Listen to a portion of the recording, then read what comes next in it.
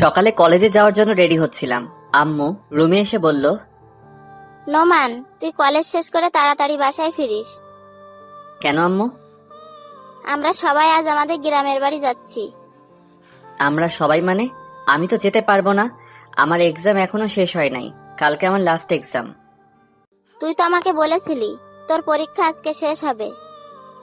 আম্মু কিছুক্ষণ কি যেন একটা ভাবলো, তারপর বলল, আচ্ছা, তুই কালকে পরীক্ষা দিয়ে পরের দিন চলে যাস, আমরা আজকে যাই।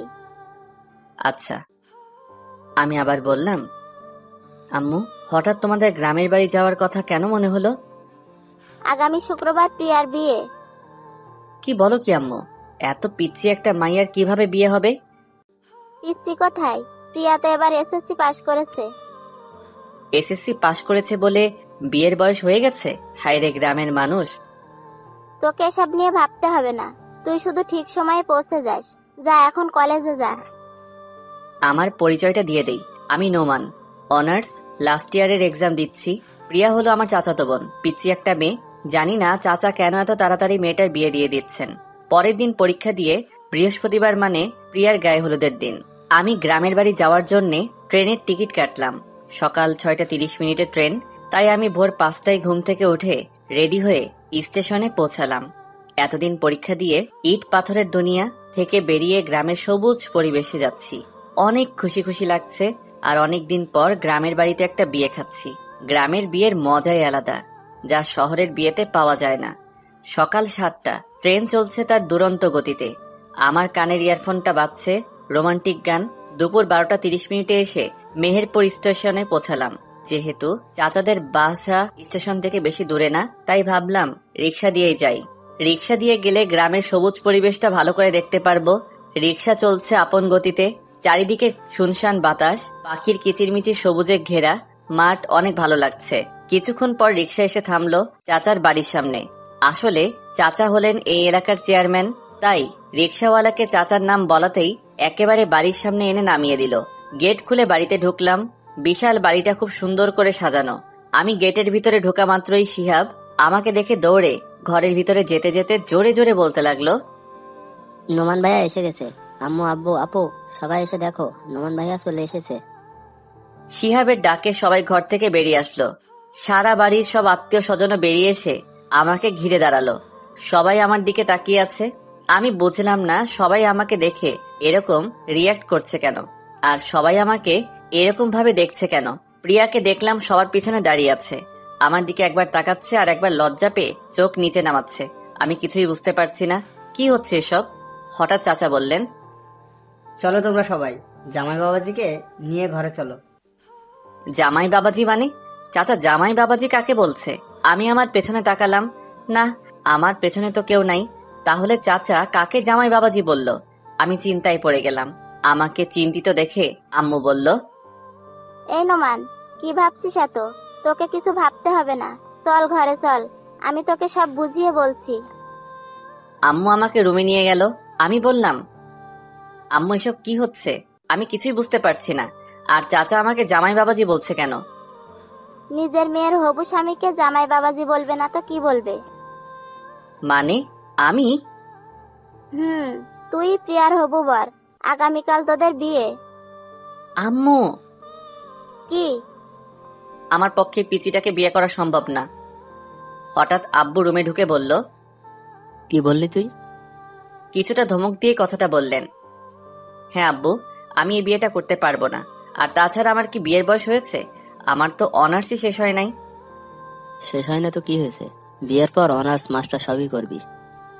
আব্বু, আমি আর কোনো কথা শুনতে চাই না। এই বলে আব্বু আম্মু দুজনে রুম থেকে বেরিয়ে গেলেন। পরের দিন একরকম জোর করে আমার বিয়েটা হয়ে গেল। রাতে আমি চাচাদের ছাদে এক কোণে দাঁড়িয়ে রইলাম আর মনে মনে ভাবতে লাগলাম, সত্যি কি আমার বিয়ে হয়ে গেল? তাও কিনা একটা পিচ্চি মাইয়ার সাথে। আমি কি এই পিচ্চিটাকে বউ হিসেবে মেনে নিতে পারবো? না, কোনোদিনও আমি ওই পিচ্চিটাকে বউ হিসেবে মানতে পারবো না। আমি অনেকক্ষণ ছাদে দাঁড়িয়ে আছি।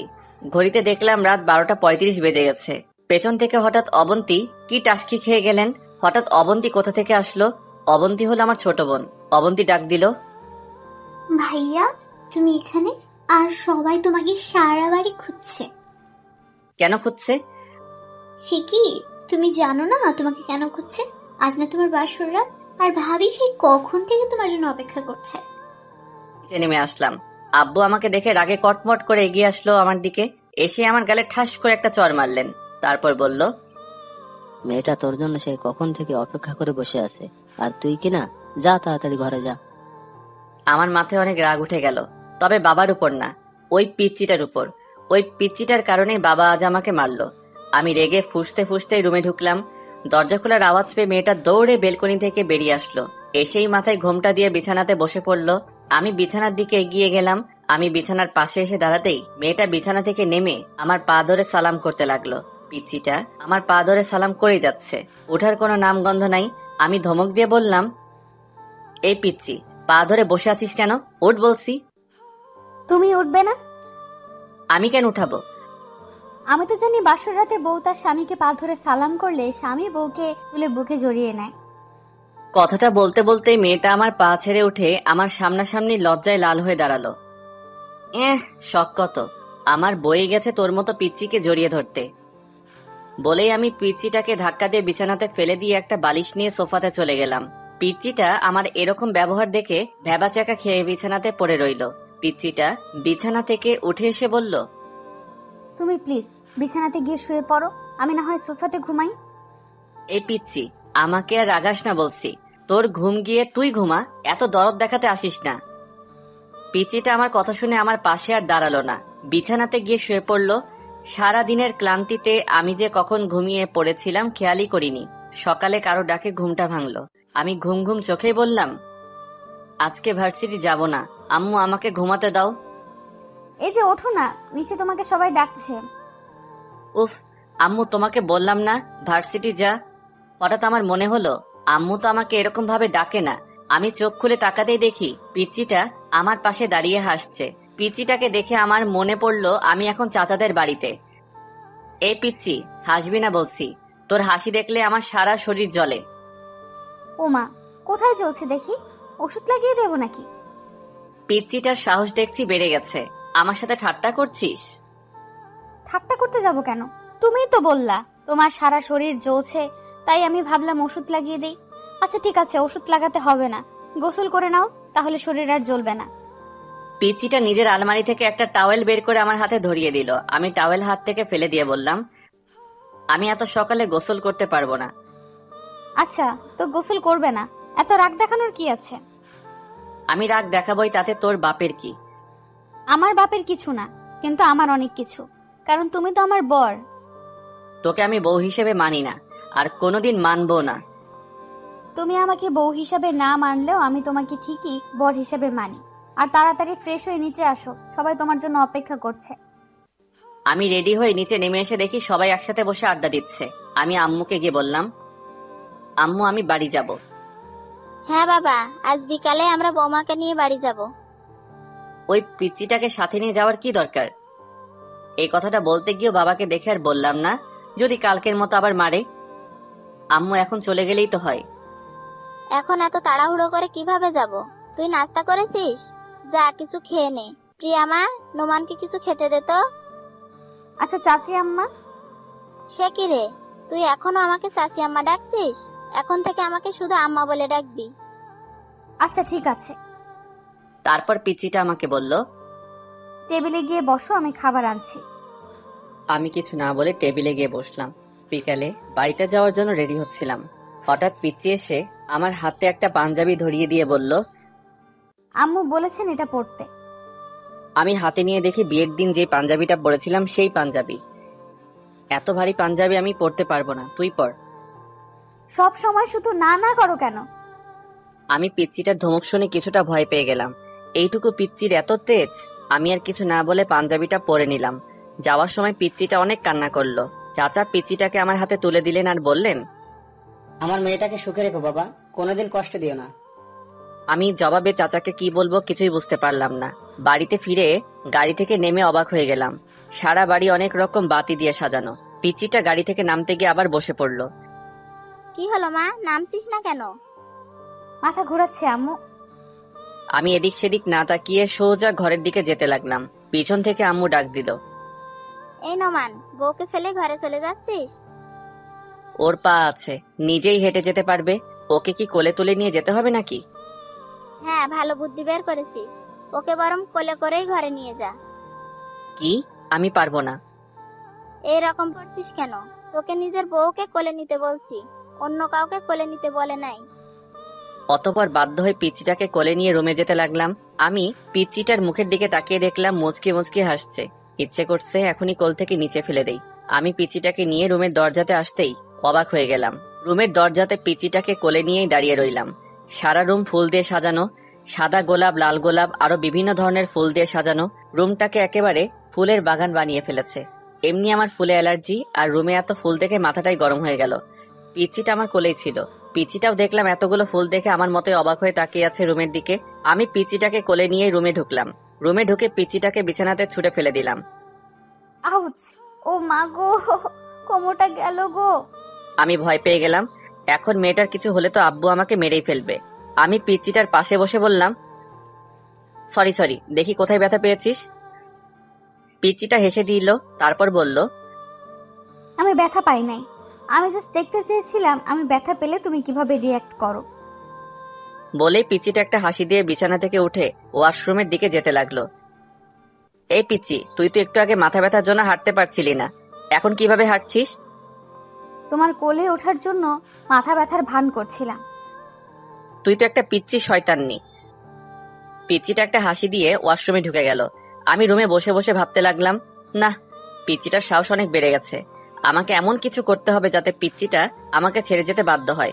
কিছুক্ষণ পর পিচ্চি একটা পাতলা 3 পিস পরে বেরিয়ে আসলো। আমাকে বলল, যাও এখন ভারী পাঞ্জাবিটা চেঞ্জ করে আসো। আমি আমার পাঞ্জাবি চেঞ্জ করব কি না করব সেটা আমার ব্যাপার। আমার সব ব্যাপারে তোকে এত নাক গলাতে হবে না। তুমি সব সময় এমন করো কেন? আমি এমন করবই, তাতে তোর কি? আমারই তো সব। ফ্রেশ হয়ে রুমে এসে দেখি পিচ্চিটা রুমে নাই, হয়তো নিচে গেছে। আমি রেডি হয়ে নিচে চলে আসলাম। পিচ্চিটা আম্মু আব্বু আর আমার বোন অবন্তীর সাথে হেসে হেসে কথা বলছে। পিচ্চিটার কি সুন্দর নিষ্পাপ হাসি, কি মায়া ভরা চোখ, একদম মায়াবতী। কেমন যেন ওর প্রতি আমার অনুভূতি কাজ করছিল। তারপর আমি এসব কি ভাবছি? আমি তো এইটুকু পিচ্চিকে কোনোদিনও বউ হিসেবে মানতে পারবো না, তাহলে কেন আমি পিচ্চিটার মায়ায় জড়াচ্ছি? কিরে, এখানে দাঁড়িয়ে কি ভাবছিস? তোর জন্য সেই কখন থেকে আমরা না খেয়ে বসে আছি। চল, রাতের খাবার খাবি, চল। সে কি আম্মু, তোমরা এখনো খাও নাই? না রে, আমরা অনেকবার প্রিয়াকে বলেছি চল আমরা খেয়ে নি। নোমান একটু রাত করেই খাবার খাই, কিন্তু পাগলি মেয়েটা কি বলে জানিস? বলে তুই খাবার খাওয়া না পর্যন্ত ও নাকি খেতে পারবে না। তাই আমরা ভাবলাম সবাই একসাথেই খাই। দেখছিস মেয়েটা এখন থেকেই কি রকম ভালোবাসে তোকে। লক্ষ্মী একটা মেয়ে। বলেই আম্মু পিচ্চিটাকে বুকে জড়িয়ে নিলেন। পিচ্চিটা লজ্জায় লাল হয়ে আম্মুর বুকে মাথা রাখলো। আমি বিড়বিড় করে বললাম, লক্ষ্মী না ছাই, শয়তানের হাড্ডি একটা। কি রে, বিড়বিড় করে কি বলছিস? আমার বউটা কি ভালো, আমার জন্য না খেয়ে বসে আছে, এটাই বলছিলাম। আচ্ছা চল, এখন সবাই খেয়ে নি, অনেক রাত হয়ে গেছে। আমি সবার আগে খাবার শেষ করে রুমে এসে একটা বই হাতে নিয়ে সোফাতে শুয়ে শুয়ে পড়তে লাগলাম। পিচ্চি রুমে ঢুকে ভিতর থেকে দরজা লাগিয়ে দিল।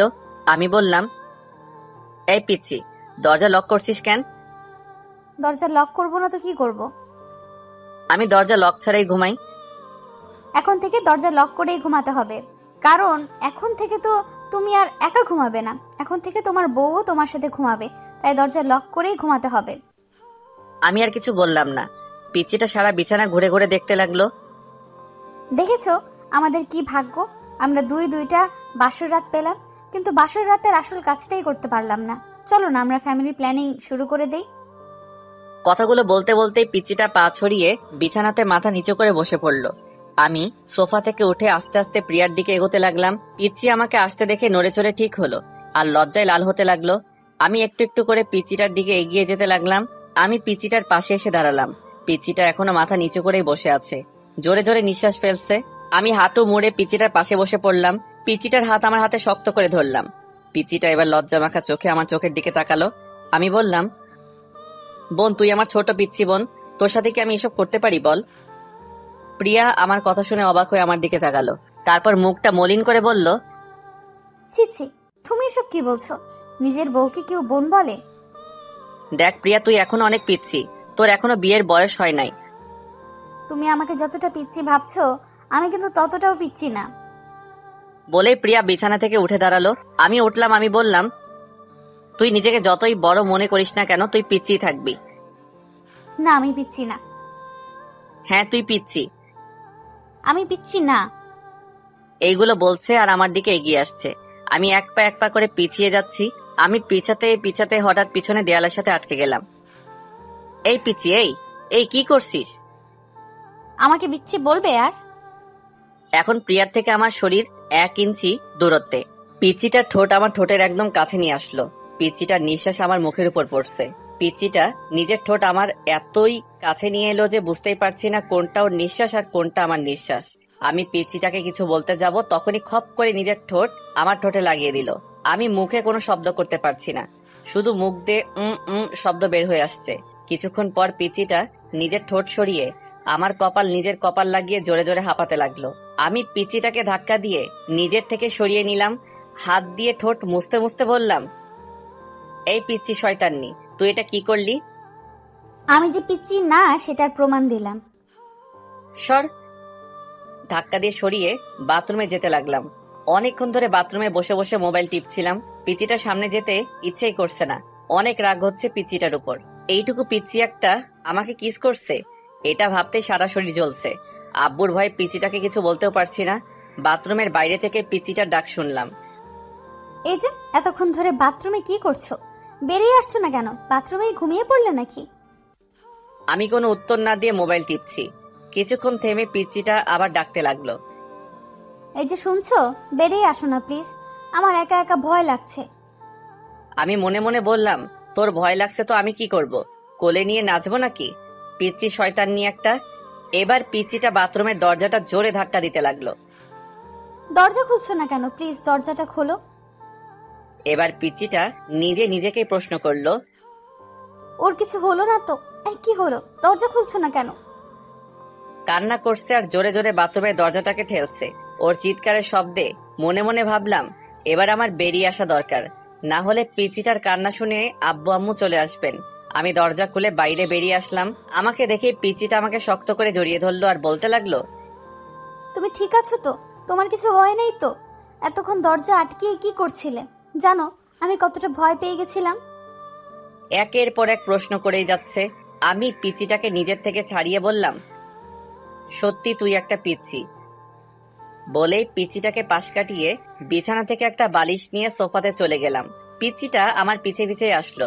আমি সোফাতে বালিশ রেখে ঘুমাতে যাব, তখনই পিচ্চিটা আমাকে বলল, তুমি সোফাতে ঘুমাবে না, আমার সাথে বিছানাতে ঘুমাবে। আমি তোর সাথে ঘুমাতে পারবো না। তোমাকে আমার সাথে ঘুমাতে হবে, না হলে কিন্তু। না ঘুমালে কি করবি? হ্যাঁ, ওর মুখোমুখি হয়ে কথাটা বললাম। আমার সাথে না ঘুমালে শ্বশুর আব্বাকে ডাক দেবো আর বলবো তুমি আমাকে মারছো। কি বললি? আমি তোকে মারছি? তুমি আমাকে মারো নাই সেটা শুধু আমি আর তুমি জানি, আব্বু তো আর জানে না। তুই আমাকে ব্ল্যাকমেইল করছিস? আমার প্রশ্নের উত্তর না দিয়ে উল্টো আমাকে প্রশ্ন করলো। তুমি বলো আমার সাথে ঘুমাবে নাকি আমি আব্বুকে ডাক দিব? তোর মতো পিচ্চি শয়তানির সাথে আমি ঘুমাতে পারবো না। ওকে, তাহলে আমি আব্বুকে ডাক দেই। আব্বু। আমি ওর মুখ চেপে ধরে বললাম, এই কি করছিস? আমি ঘুমাবো, তোর সাথেই ঘুমাবো। প্লিজ আব্বুকে ডাক দিস না, পিচ্চি শয়তান নিয়ে একটা। শেষ পর্যন্ত পিচ্চিটাকে নিয়ে বিছানাতে ঘুমাতে গেলাম। ওর বালিশটা ঠেলে এক পাশে দিলাম, আমার বালিশটা টেনে অন্য পাশে আনলাম। আমাদের মাঝখানে বড় গ্যাপ রাখলাম। লাইট নিভিয়ে বালিশে মাথা রাখলাম। হুট করে পিচ্চিটা নিজের বালিশ ছেড়ে আমার বালিশে চলে আসলো।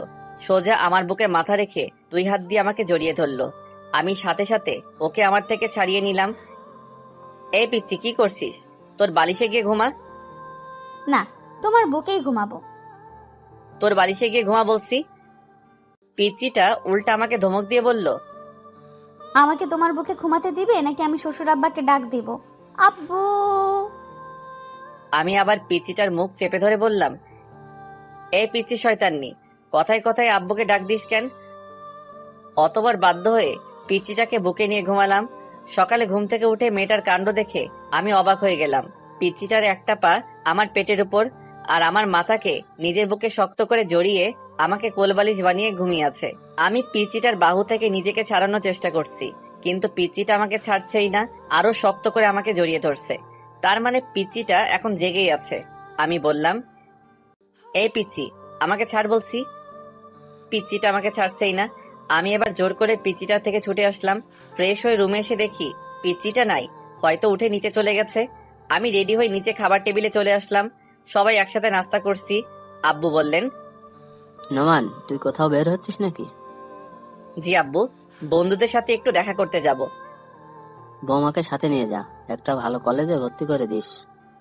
আব্বু, তার চেয়ে বরং ওকে ওর বাড়িতে পাঠিয়ে দাও, প্রিয়া ওর বাড়ি থেকেই পড়াশোনা করুক। পিচিটার হাসি মুখ মলিন হয়ে গেল। আব্বু বললেন, প্রিয়া এখন আমাদের বাড়ির বউ, আমাদের বাড়ি থেকেই পড়াশোনা করবে। তোকে আমি যেটা বলছি তুই সেটা কর। আমি মুখ গোমরা করে বললাম, আচ্ছা আব্বু। আমার আচ্ছা আব্বু শুনে পিচিটার মুখে হাসি ফুটে উঠল। ঢং যত সব। আমি বাইক নিয়ে পিচিটার জন্য বাইরে দাঁড়িয়ে আছি। মনে মনে বলি, কিরে, পিচিটা এখনো আসছে না কেন? সেই কখন রেডি হতে গিয়েছিল। কিছুক্ষণ পর পিচিটা বেরিয়ে আসলো। আমি পিচিটাকে দেখে হা করে তাকিয়ে রইলাম। পিচিটাকে সাদা একটা পরীর মতো লাগছে। পিচিটা একটা সাদা জামা পরে বের হয়ে আসলো, ঠোঁটে লাল লিপস্টিক, চোখে গাঢ় করে কাজল। এক কথায় অসাধারণ লাগছে পিচিটাকে। এভাবে তাকিয়ে আছো কেন? আমার লজ্জা লাগছে। পিচিটার কথায় আমি ওর থেকে চোখ সরিয়ে নিলাম। যেভাবে সেজে আসছিস, বোঝা যাচ্ছে কোনো বিয়ে বাড়িতে যাচ্ছিস। বারে, নিজের বরের সাথে আজ প্রথম কোথাও একসাথে বের হচ্ছি, একটু সাজবো না? এটাকে একটু সাজা বলে? আচ্ছা, তাড়াতাড়ি পেছনে ওঠ। পিচিটা একটা লাফ দিয়ে বলল, ওয়াও, আমরা বাইকে যাব? হুম। পিচিটা হুট করে এসে আমার গালে একটা চুমু খেলো। এই পিচি শয়তান নিয়ে আমাকে চুমু দিলি কেন? পিচিটা আমার কথার উত্তর না দিয়ে বলল, জান, আমার অনেক দিনের স্বপ্ন আমার বর আমাকে বাইকের পেছনে নিয়ে ঘুরবে। সেই স্বপ্নটা আজ পূরণ হতে যাচ্ছে। তুই স্বপ্ন দেখ, আমি যাচ্ছি। এই বলে বাইকটা স্টার্ট দিলাম। এই না না, আমি উঠছি। পিচিটা পেছনে উঠে বসতেই আমি বাইকটা ছেড়ে দিলাম। কিছুক্ষণ পর আমি বাইকটা একটা জায়গায় থামালাম। পিচিটা বলল, আমরা কি কলেজে এসে পড়েছি? না। তাহলে এইখানে বাইক থামালে কেন? দরকার আছে। পিচিটা আর কিছু বলল না, চুপ করে বসে রইল। আমি ভাবতে লাগলাম, সামনে তো বন্ধুরা আড্ডা দিচ্ছে, আমার সাথে যদি পিচিটাকে দেখে তাহলে তো আমি শেষ। আমি ভাবতে লাগলাম কি করা যায়। হ্যাঁ, বুদ্ধি পেয়েছি। আমি পিচিটাকে বললাম, এই পিচি, আমাকে শক্ত করে জড়িয়ে ধর।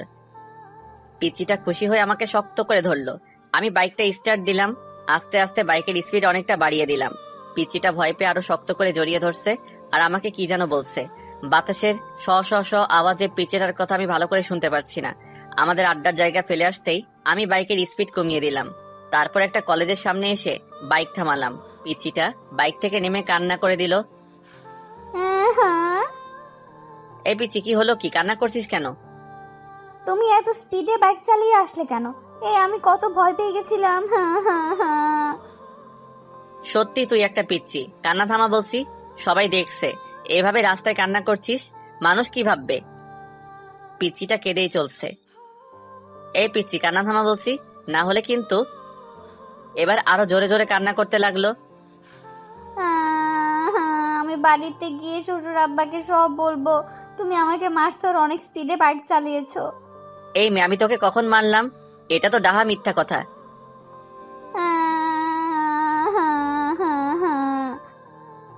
আচ্ছা বোন, সরি সরি। এবার কান্না থামা। দেখ লোকজন কিভাবে আমাদের দিকে তাকিয়ে আছে। তুমি আবার আমাকে বোন বলছো?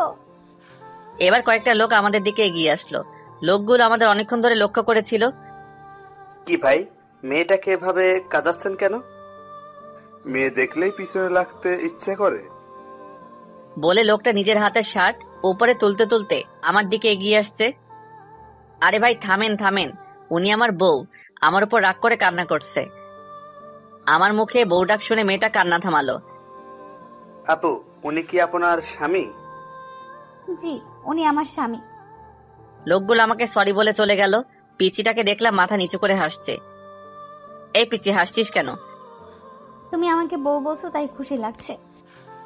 আমার বয়ে গেছে তোকে বউ বলতে। আমি তো ওই লোকগুলোর হাত থেকে বাঁচার জন্য তোকে বউ বললাম। যেভাবেই হোক বউ বলছো তো।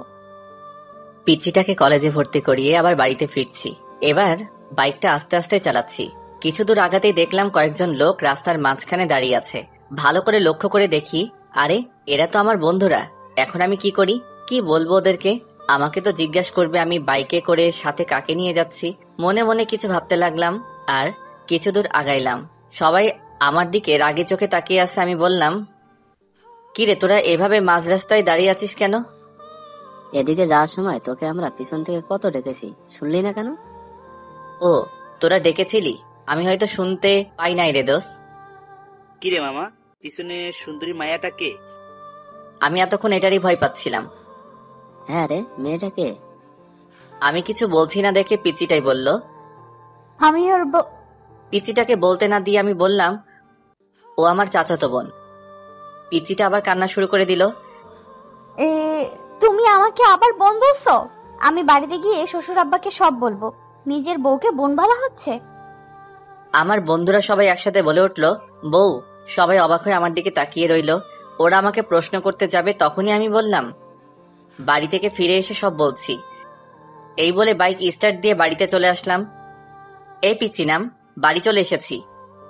পিচিটা বাইক থেকে নামতে আমি বাইকটা আবার স্টার্ট দিলাম। পিচিটা বলল, বাসায় কখন ফিরবে? সেটা তোকে বলে যেতে হবে নাকি? বলেই বাইক চালিয়ে চলে আসলাম বন্ধুদের কাছে।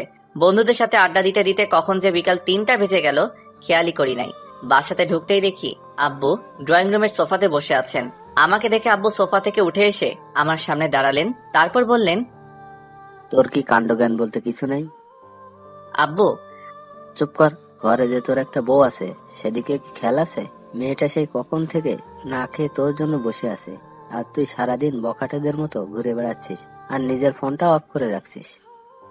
আমি মাথা নিচু করে বললাম, ফোনে চার্জ ছিল না, তাই ফোনটা অফ হয়ে গেছে।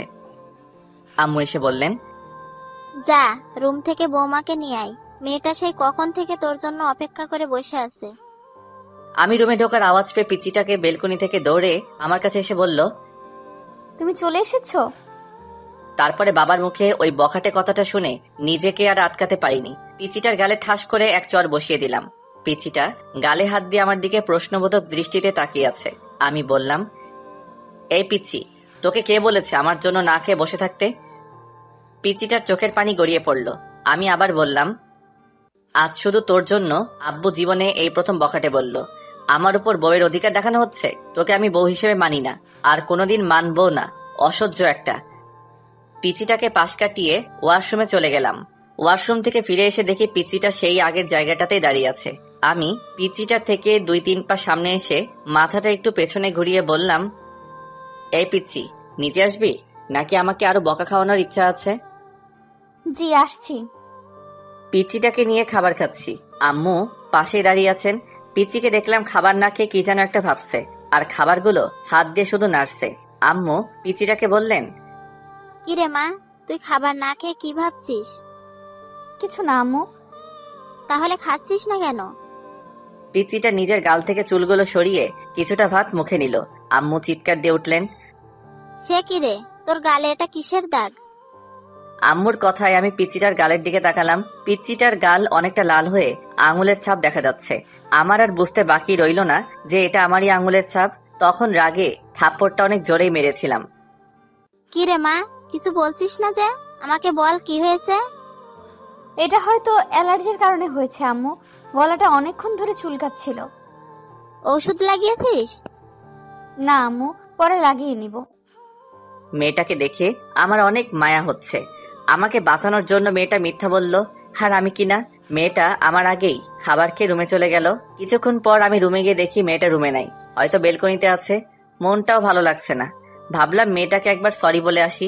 আমি বেলকনিতে গিয়ে দেখলাম পিচিটা অন্য মনে বাইরে তাকিয়ে আছে। আপনি আমাদের ডিভোর্স চান তো? আমি চুপ করে আছি। আমি জানি আপনি আমাদের ডিভোর্স চান, কিন্তু আপনার আব্বুর ভয় বলতে পারছেন না। আর এই বিয়েটাও আপনার আব্বুর ভয় করছেন। আপনি চিন্তা করেন না, ডিভোর্স হওয়ার পর আপনার আব্বুকে বলবো আমি নিজেই আপনাকে ছেড়ে চলে গেছি। বলবো আপনার কোনো দোষ নেই। আপনি ডিভোর্স পেপার রেডি করেন। পিচিটা চোখের পানি মুছে রুমে চলে গেল। আমি কিছুই বলতে পারলাম না। ওর জন্য খারাপও লাগছে, আবার কেমন যেন খুশি খুশিও লাগছে। জানি না কি করব। পরের দিন বাড়িতে ঘুরতে যাওয়ার কথা বলে পিচিটাকে নিয়ে উকিলের কাছে আসলাম। উকিলের কাছে আসার পর উকিল বলল, বিয়ের 6 মাস আগে ডিভোর্স দেওয়া সম্ভব না। তার মানে আমাদের কারো 6 মাস একসাথে থাকতে হবে, তারপর ডিভোর্সের অ্যাপ্লাই করে কোর্ট থেকে বেরিয়ে আসলাম।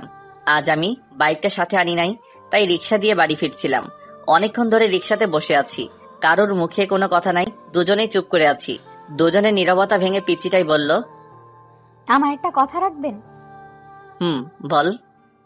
আমরা যে কয়টা দিন একসাথে থাকবো, সে কয়টা দিন কি আমরা স্বামী স্ত্রীদের মতো থাকতে পারি না? মানে তুই কি বলতে চাইছিস? আরে আমি তোমার কাছে স্ত্রীর অধিকার চাই নাই, আমি বলছি আমরা স্বামী স্ত্রীদের মতো ব্যবহার করতে পারি না। প্লিজ আমার এই শেষ ইচ্ছেটা রাখো। পিচিটা প্রায় কেঁদে দিল। আচ্ছা ঠিক আছে। সত্যি? পিচিটা আমার হাত হালকা জড়িয়ে ধরে বলল, থ্যাংক ইউ। তারপরে আমরা বাড়িতে রওনা দিলাম। একটা রিক্সা নিলাম। রিক্সা এসে আমাদের বাড়িতে দাঁড়ালো। ঘরে ঢুকে অবাক হয়ে গেলাম। চাচা, চাচি, শিহাব আরো অনেকেই আমাদের ড্রয়িং রুমে বসে আছে। পিচিটা ওর আম্মু আব্বুকে দেখে দৌড়ে গিয়ে ওর আম্মুকে জড়িয়ে ধরলো। তারপর ওর আম্মুকে ছেড়ে ওর আব্বুকে জড়িয়ে ধরার সাথে সাথেই কান্না করে দিল। চাচা বললেন, আরে পাগলি মেয়ে, কাঁদছিস কেন? বাবা, তো তুমি কেমন আছো? পিচিটা হয়তো ওর বাবাকে একটু বেশি ভালোবাসে, তাই এরকম ভাবে কান্না করছে। দেখ পাগলি মেয়ের কাণ্ড। আমি ভালো আছি রে মা, তুই কেমন আছিস? মুখে হাসি দিলেও চোখ দিয়ে পানি ঠিকই পড়ছে। ভালো বলেই আবার কান্না করতে লাগলো। চারপাশে দেখলাম পিচিটার কান্না দেখে সবার চোখে পানি চলে এসেছে। আমার ওদের কান্না দেখে কোনো কষ্ট হচ্ছে না, কারণ আমি জানি আর কয়েক মাস পর পিচিটা ওর আম্মু আব্বুর কাছে চলে যাবে, তাই আমার তেমন কষ্ট হচ্ছে না। চাচা পিচিটার মাথায় হাত বুলিয়ে দিচ্ছে আর সান্ত্বনা দিচ্ছেন। এবার পিচিটাকে নিজের থেকে ছাড়িয়ে কপালে একটা চুমু খেলেন। পিচিটা এবার কিছুটা শান্ত হলো। আম্মু আমাকে ইশারায় বললেন চাচা চাচিকে সালাম করতে।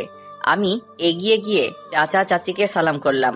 এবার আব্বু পিচিটাকে বললেন, যাও মা, ব্যাগপত্র গুছিয়ে নাও, আজ তোমরা তোমাদের বাড়ি যাচ্ছ, তোমার আব্বা আম্মু তোমাদের নিতে এসেছে। পিচিটা একবার আমার দিকে তাকিয়ে উপরের রুমে যেতে লাগলো। আব্বু আমাকে বললেন, কি রে তুই দাঁড়িয়ে আছিস কেন? ব্যাগপত্র গুছিয়ে নে, তোদের গ্রামে গিয়ে 4-5 দিন থাকতে হবে। আমি অবাক হয়ে বললাম, আব্বু আমাকেও যেতে হবে নাকি? চাচা বললেন, হ্যাঁ বাবা, বিয়ের পর শ্বশুর বাড়ি গিয়ে কয়েকদিন থাকতে হয়, এটা নিয়ম। আর তাছাড়া তুমি যেখানে যাচ্ছ সেটা তো শুধু তোমার শ্বশুর বাড়ি না, তোমার নিজের বাড়িও।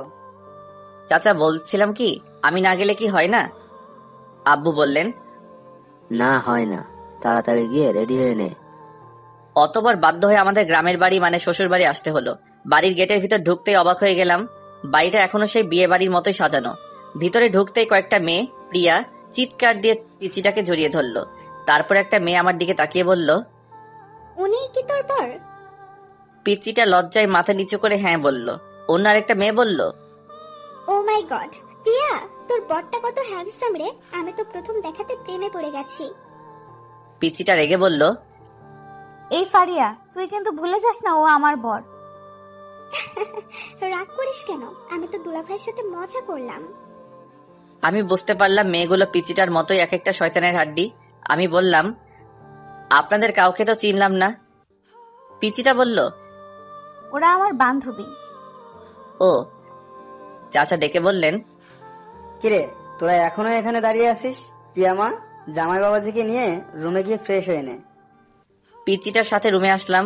রুমে এসেই শরীর এলিয়ে দিলাম বিছানাতে। অনেকক্ষণ জার্নির কারণে একটু ক্লান্ত লাগছে। পিচিটা আমার সামনে এসে দাঁড়িয়ে বলল, তুমি আগে ফ্রেশ হবে নাকি আমি আগে ফ্রেশ হয়ে নেব? তুই যা, আমি তোর পরে ফ্রেশ হয়ে নিব। পিচিটাকে দেখলাম রাগী চোখে আমার দিকে তাকিয়ে আছে। কি হলো, এভাবে তাকিয়ে আছিস কেন? আমাদের মধ্যে কি কথা হয়েছিল? কি?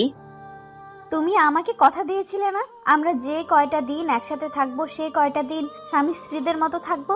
তাহলে তুমি আমাকে এখনো তুই তুই করে ডাকছো কেন? তুমি আমাকে পিচ্ছি ডাকতে পারো, তাতে আমার কোনো সমস্যা নাই, কিন্তু এই তুই তুই করে ডাকবে না। আমার কেমন জানি তোমার মুখে তুই ডাকটা সহ্য হয় না। ওকে, চেষ্টা করব। চেষ্টা করবা মানে? আচ্ছা রে বাবা, তুমি করে ডাকবো, খুশি? অনেক খুশি। পিচ্চি শয়তানি একটা। পিচ্চিটা একটা হাসি দিয়ে বাথরুমে চলে গেল। কিছুক্ষণ পর পিচ্চিটা গোসল করে বেরিয়ে আসলো। আমি হাঁ হয়ে পিচ্চিটার দিকে তাকিয়ে রইলাম। পিচ্চিটা লজ্জা পেয়ে আমাকে বলল, কি দেখছেন? আমি এবার হাসিতে ফেটে পড়লাম। কেন হাসছি বুঝতে পারছো না তো? দাঁড়ান, আগে একটু হেসে নেই, তারপর বলছি। পিচ্চিটা একটা শাড়ি পরে বের হয়ে আসছে। পরে আসছে বললে ভুল হবে, বলতে হবে পেঁচিয়ে আসছে। কোথায় শাড়ির মাথা, কোথায় শাড়ির আঁচল, কোনো ঠিক ঠিকানা নাই। এমন ভাবে পরে আসছে মনে হচ্ছে এখনই খুলে পড়ে যাবে। পিচিটা যেখানে শাড়ির কুচি দেওয়া হয় সেখানটায় হাত দিয়ে ধরে দাঁড়িয়ে আছে। পিচিটার পেট দেখা যাচ্ছে, তাই লজ্জায় লাল হয়ে আমার সামনে দাঁড়িয়ে আছে। এটা কি পড়ছো? বলেই হাসতে হাসতে আবার বিছানায় গড়াগড়ি খেতে লাগলাম। তুমি খুব খারাপ। দেখছো আমি শাড়ি পরতে পারছি না আর তুমি দাঁত কেলিয়ে হাসছো। সেখানে দাঁড়িয়ে কান্না করতে লাগলো। সরি, আমাকে দে, আমি ঠিক করে দিচ্ছি। সত্যি তুমি আমাকে পরিয়ে দেবে? লজ্জায় লাল হয়ে বলল। আমার কি যে লজ্জা লাগছে, আবার খুশিও হচ্ছে। না, আমি শুধু ঠিক করে দিব। এদিকে আয়। আবার তুই ডাকোস? আচ্ছা ঠিক আছে, এদিকে আসো। পিচিটা একটা হাসি দিয়ে আমার কাছে এগিয়ে আসলো। আমি প্রথমে পিচিটার আঁচল ঠিক করলাম। পিচিটার শরীরে আমার হাত লাগতেই পিচিটা কেঁপে উঠল। তারপর পেটের নাভি সহ কিছুটা অংশ বেরিয়ে এসেছিল, সেই জায়গায় শাড়ি দিয়ে ঢাকতে গিয়ে আমার হাত লেগে গেল ওর পেটে। পিচিটা ছিটকে আমার থেকে সরে পিছিয়ে গেল। আমি বললাম, কি হলো, এভাবে পিছিয়ে গেলে কেন? কিছু না। বলেই পিচিটা আবার আমার দিকে এগিয়ে আসলো। এবার আমি পিচিটা যে জায়গায় হাত দিয়ে ধরে রেখেছিল সেটা ওর হাত থেকে নিলাম। আমি ওর হাত থেকে নিয়ে শাড়িটা কুচি দিতে লাগলাম। কুচি দিয়ে যেই ওর নাভির নিচে গুছতে যাব তখনই পিচিটা আমার হাত ধরে ফেললো। এটা আমাকে দাও, আমি পারবো। আমি আর কিছু না বলে ওর হাতে কুচিটা ধরিয়ে দিলাম। পিচিটা কুচি হাতে নিয়ে বাথরুমে ঢুকে গেল। কিছুক্ষণ পর পিচিটা বাথরুম থেকে শাড়িটা ঠিক করে বেরিয়ে আসলো। পিচিটার চোখ দুটো লাল হয়ে অনেক ফুলে আছে। সরি, তোমার চোখ মুখ এরকম লাগছে কেন? তুমি কি কান্না করছিলে নাকি? কি বলো কি? আমি কান্না করতে যাব কেন? ও আচ্ছা, এতক্ষণ পিচিটাকে আমি ভালো করে খেয়াল করি নাই। এখন চোখ পড়তে আমি হাঁ করে তাকিয়ে রইলাম। পিচিটাকে শাড়িটা এত সুন্দর মানিয়েছে যে আমি লিখে বোঝাতে পারবো না। কালো শাড়ির কালো চুলগুলো ছেড়ে আসছে পিচিটা, একদম মায়াবতী লাগছে পিচিটাকে। পিচিটা আমার তাকানো দেখে লজ্জা পেল। কি দেখছো? এই কথা বলতে গিয়েও কিছু একটা ভেবে আটকে গেলাম। নিজেই নিজেকে বলতে লাগলাম, আমি এসব কি ভাবছি? ও তো একটা পিচ্চি মেয়ে, ও তো আমার চাচাতো বোন। আমি তো কোনো দিনও ওকে বউ হিসেবে মেনে নিতে পারবো না। তাহলে কেন আমি ওর দিকে এরকম ভাবে তাকিয়ে আছি? পিচিটা আবার বলল, কি হলো, কি ভাবছো? কিছু না। বলে আমি বাথরুমে ঢুকে গেলাম। তারপর অনেকক্ষণ গোসল করলাম। গোসল শেষে মনে হলো, শিট, আমি তো টাওয়েল সাথে আনি নাই। পরনে যে কাপড়গুলা নিয়ে বাথরুমে ঢুকেছিলাম সেগুলোও ভিজিয়ে ফেলেছি। এখন আমি বাথরুম থেকে বের হই কিভাবে? বাথরুমের দরজাটা কিছুটা ফাঁক করে দেখলাম পিচিটা কোথায় আছে। পিচিটাকে দেখলাম আয়নাতে চুল আঁচড়াচ্ছে। আমি শুধু মুখটা বের করে বললাম, এই মেয়ে। হঠাৎ আমার আওয়াজে পিচিটা চমকে উঠল। কে? পিচিটা ভয়ে ভয়ে রুমের চারদিকে তাকিয়ে খুঁজতে লাগলো। এই পিচ্ছি, আমি। বাথরুমের দরজাতে দেখো। পিচিটা আমাকে দেখে নিজের বুকে থুতু দিল। ও তুমি? আমি তো ভয় পেয়ে গেছিলাম। তুমি সত্যিই পিচ্ছি, একটুতেই ভয় পেয়ে যাও। তুমি এভাবে দরজাতে মুখ করে দাঁড়িয়ে আছো কেন? আমি এবার অসহায় হয়ে বললাম, আমার টাওয়েলটা দাও না প্লিজ। পিচিটা একটা হাসি দিয়ে ব্যাগ থেকে টাওয়েল বের করে আমার হাতে এনে দিল। থ্যাংক ইউ বলেই ঠাস করে দরজাটা লাগিয়ে দিলাম। তারপর আরো 3 দিন এই বাড়িতে থেকে আমাদের বাড়িতে চলে আসলাম। বাড়িতে আসার পরের দিন থেকেই পিচিটা কলেজে যেতে শুরু করলো। পিচিটাকে প্রতিদিন সকালে ওর কলেজে দিয়ে আমি আমার ভার্সিটি চলে যাই, আবার আসার সময় সাথে করে বাড়িতে নিয়ে আসি। এখন পিচিটার সাথে স্বাভাবিকভাবেই কথাবার্তা বলি। আজকে সকালে একটু বেশি ঘুম পাচ্ছে। পিচিটা সেই কখন থেকে আমাকে ডাকছে, কিন্তু আমি ঘুমে চোখই খুলতে পারছি না। পিচিটা অনেকক্ষণ ধরে আমাকে ডাকতে ডাকতে হাঁপিয়ে গেল।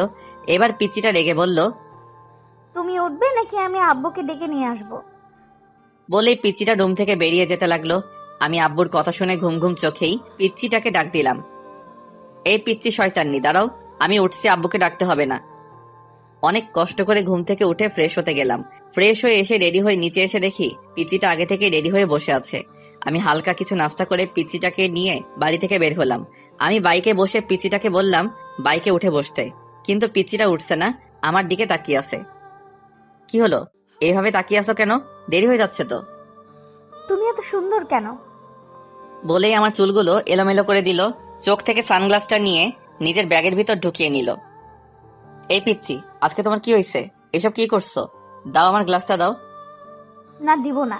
তোমাকে এত স্মার্ট হয়ে থাকতে হবে না। কলেজের কয়েকটা নির্লজ্জ মেয়ে তোমার দিকে কিরকম হা করে তাকিয়ে থাকে সেটা আমার সহ্য হয় না।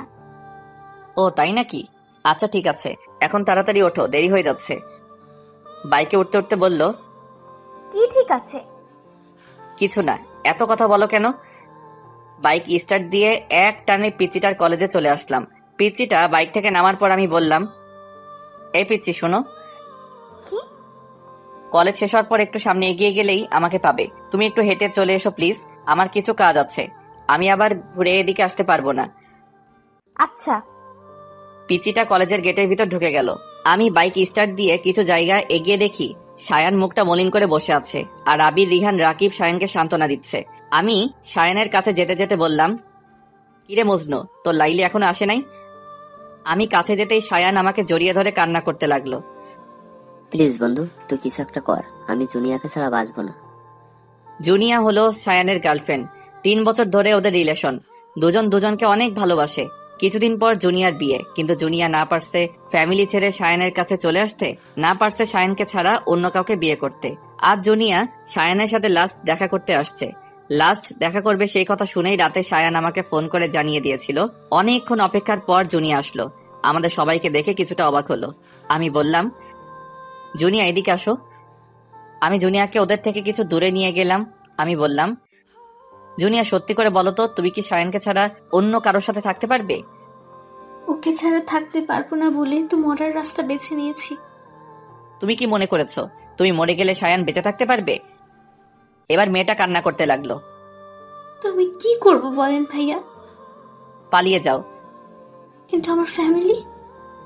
দেখো জুনিয়া, তোমরা পালিয়ে গিয়ে বিয়ে করার পর যখন তোমার কোলে ছোট্ট আরেকটা জীবন আসবে, তখন তোমার ফ্যামিলি ওই বাচ্চাটার দিকে তাকিয়ে সব মান অভিমান বলতে বাধ্য হবে। কিন্তু জুনিয়াকে ওর কথাটা বলতে না দিয়ে পিচিটা এসে বলল, এই যে আমি চলে এসেছি। তারপর জুনিয়ার দিকে তাকিয়ে বলল, ওই মেয়েটা কে? বলছি তুমি ওদের কাছে গিয়ে বসো, আমি ওর সাথে কিছু ইম্পর্টেন্ট কথা বলে আসছি। মেয়েটার সাথে তোমার কিসের ইম্পর্টেন্ট কথা? নির্লজ্জ মেয়েগুলো শুধু সারা দিন তোমার পিছে পিছে লেগে থাকে। কথাগুলো বলতে বলতে আমার হাত ধরে টেনে নিয়ে যেতে লাগলো। আমার রাগ উঠে গেল অনেক। এক ঝটকায় পিচিটার হাত থেকে আমার হাত ছাড়িয়ে গালে ঠাস করে একটা চড় বসিয়ে দিলাম। পিচিটা গালে হাত দিয়ে দাঁড়িয়ে আছে। এই পিচি, তুই জানিস এই মেয়েটা কে? জানি তো, মেয়েটা তোমার গার্লফ্রেন্ড। এবার অন্য গালে ঠাস করে আরেকটা চড় মারলাম। পিচিটা 2 গালে 2 হাত দিয়ে জোরে জোরে কান্না করতে লাগলো। কান্না থামা বলছি, না হলে আরেকটা দিব। তুমি খুব খারাপ। আমি আব্বুকে গিয়ে সব বলবো, আর এও বলবো যে তোমার গার্লফ্রেন্ড আছে। এবার পিচিটার কথা শুনে আমার নিজেরই কান্না চলে আসছে। বোন রে, তুই কিছু না বোঝার আগে কেন বাচ্চাদের মতো পাগলামি করিস? বাচ্চাদের মতো কি? তুই তো বাচ্চাই। ও আমার গার্লফ্রেন্ড না, সায়নের গার্লফ্রেন্ড। আমি এখানে 2টা জীবন বাঁচানোর চেষ্টা করছি, আর তুই ঢং ঢং শুরু করছিস। এবার পিচিটা সবকিছু বুঝতে পেরে কান্না থামিয়ে চোখের পানি মুছে একটা হাসি দিয়ে আমাকে বলল, সরি। এবার পিচিটার কাণ্ড দেখে আমারই হাসি চলে এলো। একটু আগে কি কান্নাটাই না করলো, আর এখন আসছে। পিচি একটা। এতক্ষণ জুনিয়া আমাদের দিকে তাকিয়েছিল। জুনিয়া আমাদের দিকে তাকিয়ে হাসছে। আমি বললাম, তো কি সিদ্ধান্ত নিলে জুনিয়া? আমি পালিয়ে যেতে প্রস্তুত ভাইয়া। তারপর ওই দিনই সায়ান আর জুনিয়া চট্টগ্রাম পালিয়ে যায়। কয়েক মাস পর, আর মাত্র 7 দিন বাকি আমার আর পিচিটার ডিভোর্স পেপার আসতে। পিচিটা আমার সাথে এমন ব্যবহার করে বোঝাই যায় না। যে আর মাত্র কয়েকদিন পর ওর সাথেই আমার ডিভোর্স হবে। আজ আমার ফ্রেন্ড রিহানের বার্থডে। রাতে পিচিটাকে বললাম, এই পিচি, আমার জন্য অপেক্ষা কইরো না, রাতে বাসায় ফিরতে আমার দেরি হবে। কেন দেরি হবে কেন? আজ আমার ফ্রেন্ড রিহানের বার্থডে। ও আচ্ছা। মুখে বলতে হচ্ছে, কিন্তু আমি জানি পিচিটা ঠিকই আমার জন্য না খেয়ে বসে থাকবে। রিহানের বার্থডে পার্টিটা শুধু আমাদের 3 জনকে নিয়েই হচ্ছে। আমি, রাকিব আর আবির কেক কাটা শেষে রিহানকে নিয়ে কয়েকটা সেলফি তুলে ফেসবুকে আপলোড দিলাম। তারপর কিছু খাবার খেয়ে আমি ওদের থেকে বিদায় নিয়ে চলে আসছিলাম। তখনই আমাকে রিহান আটকাচ্ছিল। কিরে, কোথায় যাচ্ছিস? আসল পার্টিটাই তো হলো না। বলে একটা ব্যাগ থেকে 3টা বোতল বের করলো। কিরে, এসব কিসের বোতল? এইগুলা মদের বোতল। ছি, সর এখান থেকে। আমি এগুলো খাই না। কি তোরা জানিস না আমি এগুলো খাই না? জানি, তবু আজ খেতে হবে। আমাকে জোরাজোরি করতে লাগলো। শেষ পর্যন্ত ওদের জোরাজোরিতে বাধ্য হয়ে নাক টিপে হাফ গ্লাস খেলাম। হাফ গ্লাস খাওয়ার পরই আমার নেশা ধরে গেল। আমার আরো খেতে ইচ্ছে করতেছে। আমার পাশে এক বোতল রাখা ছিল, বোতলটার মুখ খুলে ঠক ঠক করে বোতলের অর্ধেক শেষ করতেই আবির আমার হাত থেকে বোতলটা কেড়ে নিল। এই নিয়ান, কি করছিস? আবির আমার মতো এসব খায় না। রাকিব আর রিহান অনেক জোরাজোরি পরেও আবির খায় নাই। চল বাড়ি যাবি। আবির আমাকে বাইকে করে বাড়িতে নিয়ে আসলো। আমাকে বাসার সামনে পৌঁছে দিয়ে আবির চলে গেল। আমার কাছে ঘরের দ্বিতীয় চাবি ছিল, সেটা দিয়ে আমি ঢুকলাম। মাথা ঘুরছে, হাঁটতে পারছি না, কষ্ট করে রুমে আসলাম। দরজা ধাক্কা দিতেই খুলে গেল। পিচিটা বিছানাতেই বসা ছিল, আমাকে দেখে উঠে এসে বলল, এতক্ষণে আসলে? আমি কিছু বললাম না। পিচিটার দিকে ঘোর লাগা চোখে তাকিয়ে রইলাম। আজ পিচিটাকে দেখে আমার ভিতরে কি রকম জানি একটা উত্তেজনা ফিল করছি। আমি পিচিটাকে বললাম, এই তুই আমার বউ না? আয় আয় আমার কাছে আয়। এই কি তোমার মুখ থেকে কিসের ওকে বলতে না দিয়ে ওর ঠোঁটে আমার ঠোঁট লাগিয়ে দিলাম। তারপর পিচিটার ঠোঁট ছেড়ে দিয়ে পিচিটাকে ধাক্কা দিয়ে বিছানাতে ফেলে দিলাম। বিছানাতে ফেলে দেওয়ার পর আমার শার্ট খুলতে লাগলাম। পিচিটার মুখ লজ্জায় লাল হয়ে যাচ্ছে। তারপর শার্ট খুলে আমিও বিছানাতে পড়ে গেলাম। বিছানাতে পড়ে পিচিটাকে জড়িয়ে ধরলাম। ও আমাকে ছিটকে মেরে দূরে সরে গেল। আমি আবার পিচিটাকে টেনে আমার কাছে নিয়ে আসলাম। ও আমাকে এড়ানোর চেষ্টা করছে, বারবার দূরে সরে যাওয়ার চেষ্টা করছে। এবার ওরে আমি ওর শরীরের উপরে উঠে ওর একটা ঠোঁটে আমার একটা ঠোঁট বসিয়ে চলে গেলাম অন্য জগতে। সকালে ঘুম থেকে উঠে বিছানাতে বসলাম, মাথাটা ঝিমঝিম করছে। হঠাৎ আমার খেয়াল হলো আমার শরীরে কোনো কাপড় নেই। কাপড় নাই বলতে একটা সুতাও নাই, শুধু পাতলা একটা চাদর দিয়ে সারা শরীর ঢাকা। কাল রাতের কথা মনে পড়তেই আমি চমকে উঠলাম। শিট, এটা আমি কি করলাম বলেই বিছানাতে একটা ঘুষি দিলাম। আমার প্রায় কান্না চলে আসছে। পাশে তাকিয়ে দেখলাম পিচিটা আছে নাকি। না, পিচিটা নাই। পিচিটাকে দেখলাম গোসল করে চুল মুছতে মুছতে বাথরুম থেকে বেরিয়ে আসছে। লজ্জায় আমার দিকে তাকাতে পারছে না। মাথা নিচু করে আমাকে বলল, বাথরুমে গরম পানি রাখা আছে, গোসল করে নাও। বলে রুম থেকে বেরিয়ে গেল। তারপর কি আর করব, বাথরুমে ঢুকে গরম পানি দিয়ে গোসল করলাম। তারপর আমি রেডি হয়ে ঘর থেকে বেরিয়ে গেলাম। রান্নাঘরে গিয়ে দেখলাম আম্মুর সাথে রান্না করছে। আমি বললাম, এই প্রিয়া, রুমে আসো। পিচিটা রুমে এসে বলল, কিছু বলবে? এটা খেয়ে নাও। কিসের ওষুধ এটা? এটা পিল। তারপর ও আমার দিকে বাঁকা চোখে তাকালো। পিল শব্দটা শুনে পিচিটা আমার থেকে কয়েক পা পিছিয়ে গেল। মুখটা মলিন করে আমার দিকে হা করে তাকিয়ে রইল। আমি বললাম, পিচিটা কোনো কথা বলছে না, শুধু চোখ দিয়ে অনর্গল পানি ধরে যাচ্ছে। আমি বললাম, প্লিজ তুমি কেঁদো না। তুমি কাঁদলে আমি নিজেকে কোনোদিন ক্ষমা করতে পারবো না। প্লিজ পিলটা খেয়ে নাও। বলে আমি রুম থেকে বেরিয়ে গেলাম। প্রিয়া সেখানে স্তব্ধ হয়ে কিছুক্ষণ দাঁড়িয়ে রইল। তারপর দৌড়ে বাথরুমে ঢুকে গেল। বাথরুমে ঢুকেই শাওয়ার ছেড়ে শাওয়ারের নিচে বসে হাউমাউ করে চিৎকার করে কান্না করতে লাগলো। এখন প্রিয়া যত জোরেই কান্না করুক না কেন, সেই কান্নার আওয়াজ বাইরে যাবে না। তাই ইচ্ছা মতো চিৎকার করে কান্না করতে লাগলো। প্রিয়া ভেবেছিল কাল রাতের ঘটনার পর আমি তাকে আর দূরে সরিয়ে রাখতে পারবে না। এখন আমি তাকে মেনে নিব, কিন্তু একটু আগে যখন আমি তার হাতে পিলটা ধরিয়ে দিলাম, তখন মাথায় যেন আকাশ ভেঙে পড়লো। এইটুকু একটা পিলকে প্রিয়ার কাছে মনে হয়েছিল যেন এটা পৃথিবীর সবচেয়ে ভারী একটা জিনিস। সেই ভারী জিনিসটা আমি প্রিয়ার হাতে ধরিয়ে দিলাম। আমি রুম থেকে বের হয়ে এসে ড্রয়িং রুমের সোফাতে বসলাম। মনে মনে ভাবতে লাগলাম, আমি কি মেয়েটার সাথে একটু বেশি অপরাধ করে ফেলেছি? আমি যদি মেয়েটাকে স্ত্রী হিসেবে নাই মানতে পারি, তাহলে কেন আমি মেয়েটার সতীত্ব নষ্ট করলাম? নিজেকে নিজের কাছে অনেক অপরাধ বোধ হচ্ছে। মনে হচ্ছে যেন আমি এই পৃথিবীর সবচেয়ে বড় অপরাধী। মেয়েটার জন্য অনেক মায়া হচ্ছে। পিচিটার আর আমার ডিভোর্স পেপার আসতে আর মাত্র 4 দিন বাকি। পিচিটা এখন আমার সাথে আগের মতো কথা বলে না, আগের মতো পাগলামি করে না। কিছু জিজ্ঞেস করলে শুধু সেটার উত্তর দেয়। উত্তর দেওয়ার ধরন এমন, হ্যাঁ, না, ঠিক আছে, এর বেশি পিচিটা আমার সাথে একটা কথাও বলে না। এখন কলেজে আমাকে ছাড়াই একা একাই চলে যায়। আমি বলেছিলাম আমার সাথে যেতে, কিন্তু পিচিটা বলে সে নাকি একা যেতে পারবে। আমি পিচিটার সেই পাগলামিগুলোকে অনেক মিস করি। পিচিটার কিছু হলে একটুতেই কেঁদে ফেলা, আমাকে বারবার আব্বুর ভয় দেখানো, এইগুলো অনেক মিস করি। আজ বন্ধুদের সাথে কিছুক্ষণ আড্ডা দেওয়ার পর চলে আসলাম পিচিটার কলেজের সামনে। কিছুক্ষণ পর পিচিটা বেরিয়ে আসলো। আমি পিচিটাকে বললাম, বাইকে উঠো। পিচিটা কিছু না বলে আমাকে পাশ কাটিয়ে একটা রিক্সাতে উঠে গেল। আমি পিচিটার কাণ্ড দেখে বোকা বনে গেলাম। যে মেয়েটা আমার বাইকের পেছনে উঠতে সবসময় পাগল হয়ে থাকতো, সেই মেয়ে আজ আমার সামনে দিয়ে একটা রিক্সাতে উঠলো। আমার কেন জানি বুকের ভেতরটায় অনেক কষ্ট ফিল হচ্ছে। আমার এরকম কষ্ট হচ্ছে কেন? তাহলে কি আমি মেয়েটাকে ভালোবেসে ফেলেছি? সত্যি কি আমি মেয়েটাকে ভালোবেসে ফেলেছি? নিজেই নিজেকে প্রশ্ন করতে লাগলাম। সেখানে আর দাঁড়িয়ে না থেকে বাড়িতে চলে আসলাম। রুমে ঢুকে দেখলাম মেয়েটা গোসল করে বাথরুম থেকে বের হচ্ছে আর টাওয়েল দিয়ে চুল মুছছে। আজ কেন জানি আমার কাছে মেয়েটাকে অন্যরকম লাগছে। বারবার পিচিটার দিকে চোখ যাচ্ছে। পিচিটার মুখটা আজ এত ফ্যাকাশে লাগছে কেন? অনেকক্ষণ ধরে দেখছি পিচিটা মন মরা হয়ে কি যেন একটা ভাবছে। পিচিটা আয়নার সামনে দাঁড়িয়েছিল। আমি বললাম, তোমার কি কিছু হয়েছে? মেয়েটা আমার কথায় পিছন ঘুরে আমার দিকে কিছুক্ষণ প্রশ্নবোধক দৃষ্টিতে তাকিয়ে রইল। তারপর মুখটা মলিন করে শুধু একটা শব্দ বলল, না। মেয়েটা রুম থেকে বেরিয়ে গেল। আমি বুঝলাম না মেয়েটা আমার দিকে এরকম ভাবে তাকালো কেন। মেয়েটা কি চোখের ভাষা দিয়ে আমাকে কিছু বোঝাতে চাইছিল? রাত 10:30। আমি আগে খাবার শেষ করে রুমে এসে মেয়েটার জন্য অপেক্ষা করছিলাম। মেয়েটা এতক্ষণ ধরে আসছে না কেন? আমি রুম থেকে বের হয়ে মেয়েটাকে ডাকতে লাগলাম, প্রিয়া, এই প্রিয়া। মেয়েটা বলল, আসছি। দৌড়াতে দৌড়াতে মেয়েটা রুমে আসলো। আমার সামনে এসে দাঁড়ালো। হাঁপাতে হাঁপাতে বলল, কিছু বলবে? এতক্ষণ ধরে রুমে আসছিলে না, তার জন্যই ডাকলাম। মুখটা মলিন করে বলল, আর কিছু বলবে না? আমি জানি মেয়েটা আমার মুখ থেকে কি শুনতে চাইছে। আমি মেয়েটার আমার জন্য এরকম অস্থিরতা দেখে মনে মনে হাসতে লাগলাম। তারপর মুখে একটা হাসি এনে বললাম, না আর কি বলবো। মেয়েটা হতাশ হয়ে বলল, ও। মেয়েটা কিছুক্ষণ নীরব থেকে আবার বলল, আমি কাল সকালে চলে যাচ্ছি। আমি অবাক হয়ে বললাম, চলে যাচ্ছ মানে কোথায় চলে যাচ্ছ? আমাদের ডিভোর্স পেপার চলে এসেছে। সকালে একটা লোক এসে পেপারটা দিয়ে গেছিল। মেয়েটা আলমারি থেকে ডিভোর্স পেপার বের করে আমার সামনে আনলো। তারপর পেপারটা আমাকে দেখিয়ে বলল, এই পেপারটায় সাইন করার আগে আমাকে একবার বউ বলে ডাকবে। শুধু একটা বার আমাকে বউ বলে ডাকো প্লিজ। আমি কিছু না বলে রুম থেকে বেরিয়ে গেলাম।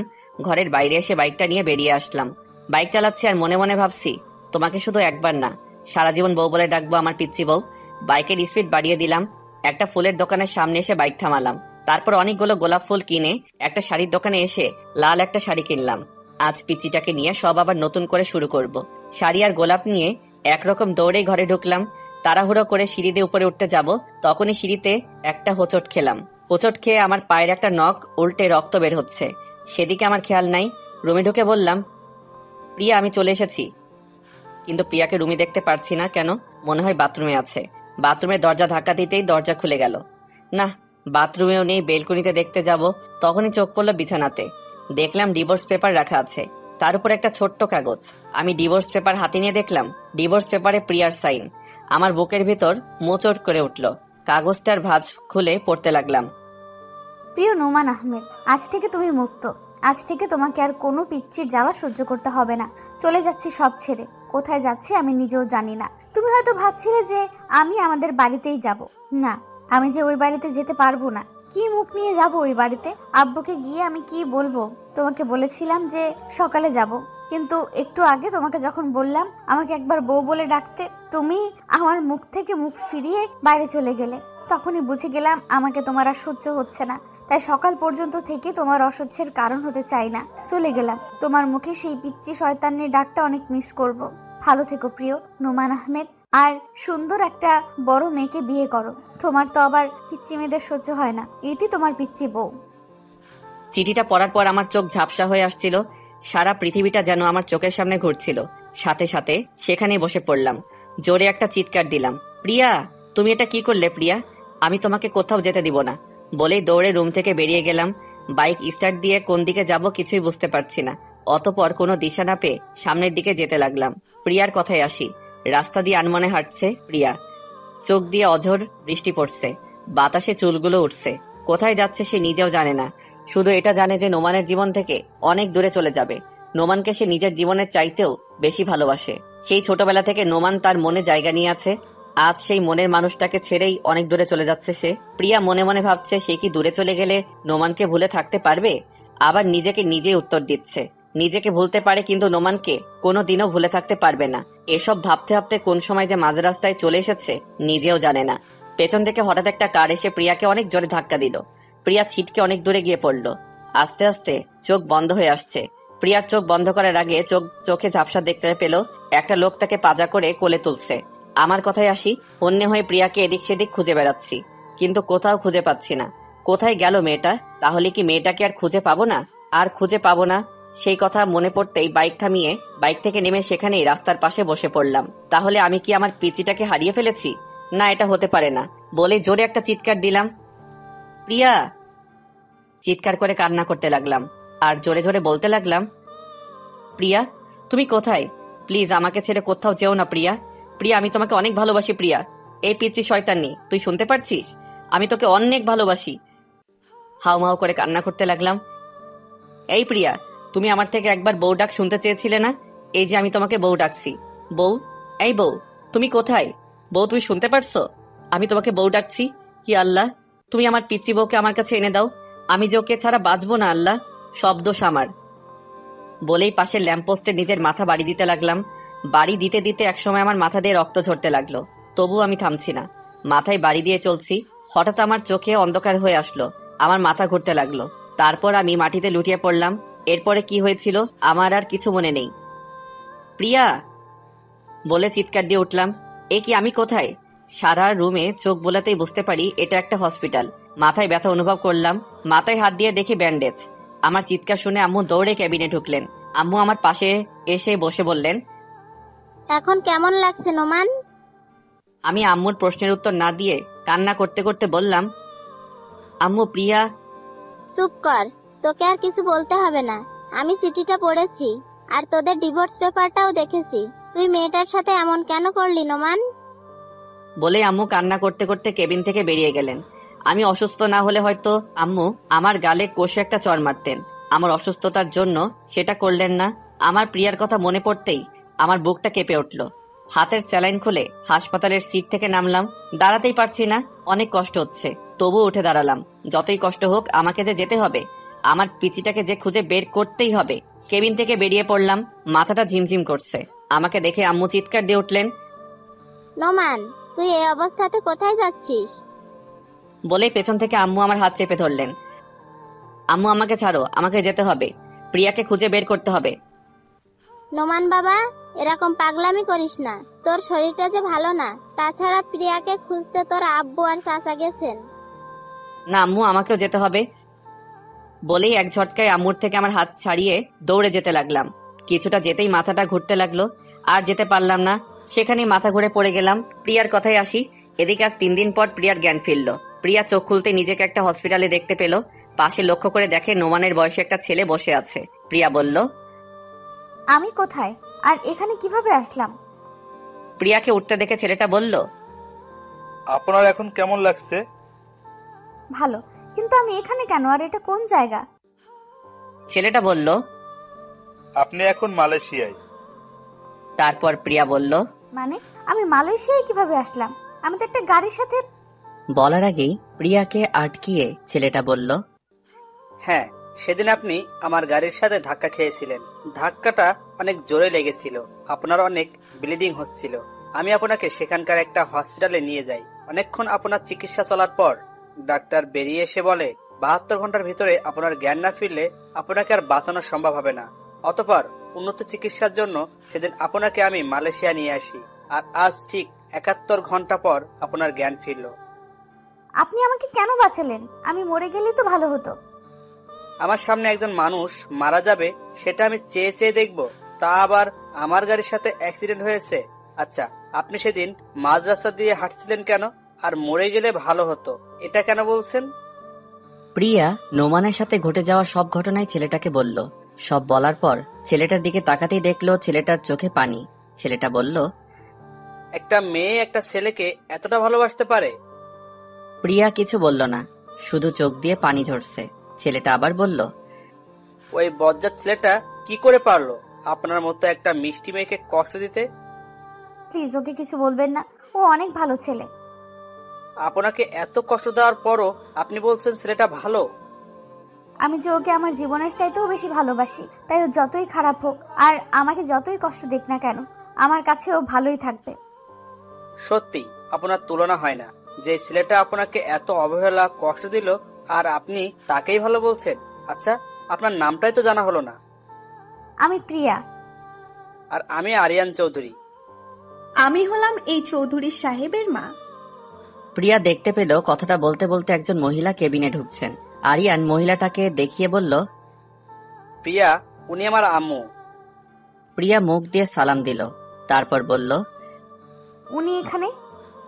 আমরা এখানে এই মালয়েশিয়ায় থাকি।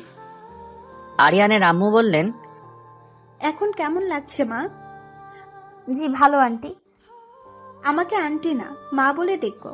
জানো, কালকে যখন তোমাকে আমি প্রথম দেখি তখনই আমার মেয়ের কথা মনে পড়ে যায়। তোমাকে দেখতে হুবহু আমার মেয়ের মতো। কথাগুলো বলে শেষ করেই চোখের পানি মুছলেন। প্রিয়া বুঝতে পারল ওরা দুজনই অনেক ভালো মনের মানুষ।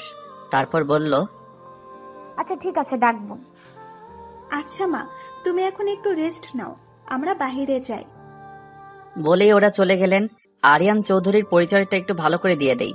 আরিয়ান চৌধুরী অনেক বড় একজন বিজনেসম্যান। বিজনেসটা ওর বাবারই, কিন্তু 2 বছর আগে ওর বাবা মারা যাওয়াতে পুরো বিজনেসটা ওকেই সামলাতে হচ্ছে। বাংলাদেশ আর মালয়েশিয়া মিলে 3টা কোম্পানি আছে ওদের। তাই আরিয়ান চৌধুরী মালয়েশিয়ায় পরিবার নিয়ে থাকে। পরিবার বলতে ওর মা আর ছোট্ট একটা বোনকে নিয়ে তার পরিবার। 7 দিন পর আজ প্রিয়াকে হসপিটাল থেকে বাড়িতে যাওয়ার অনুমতি দিয়েছে।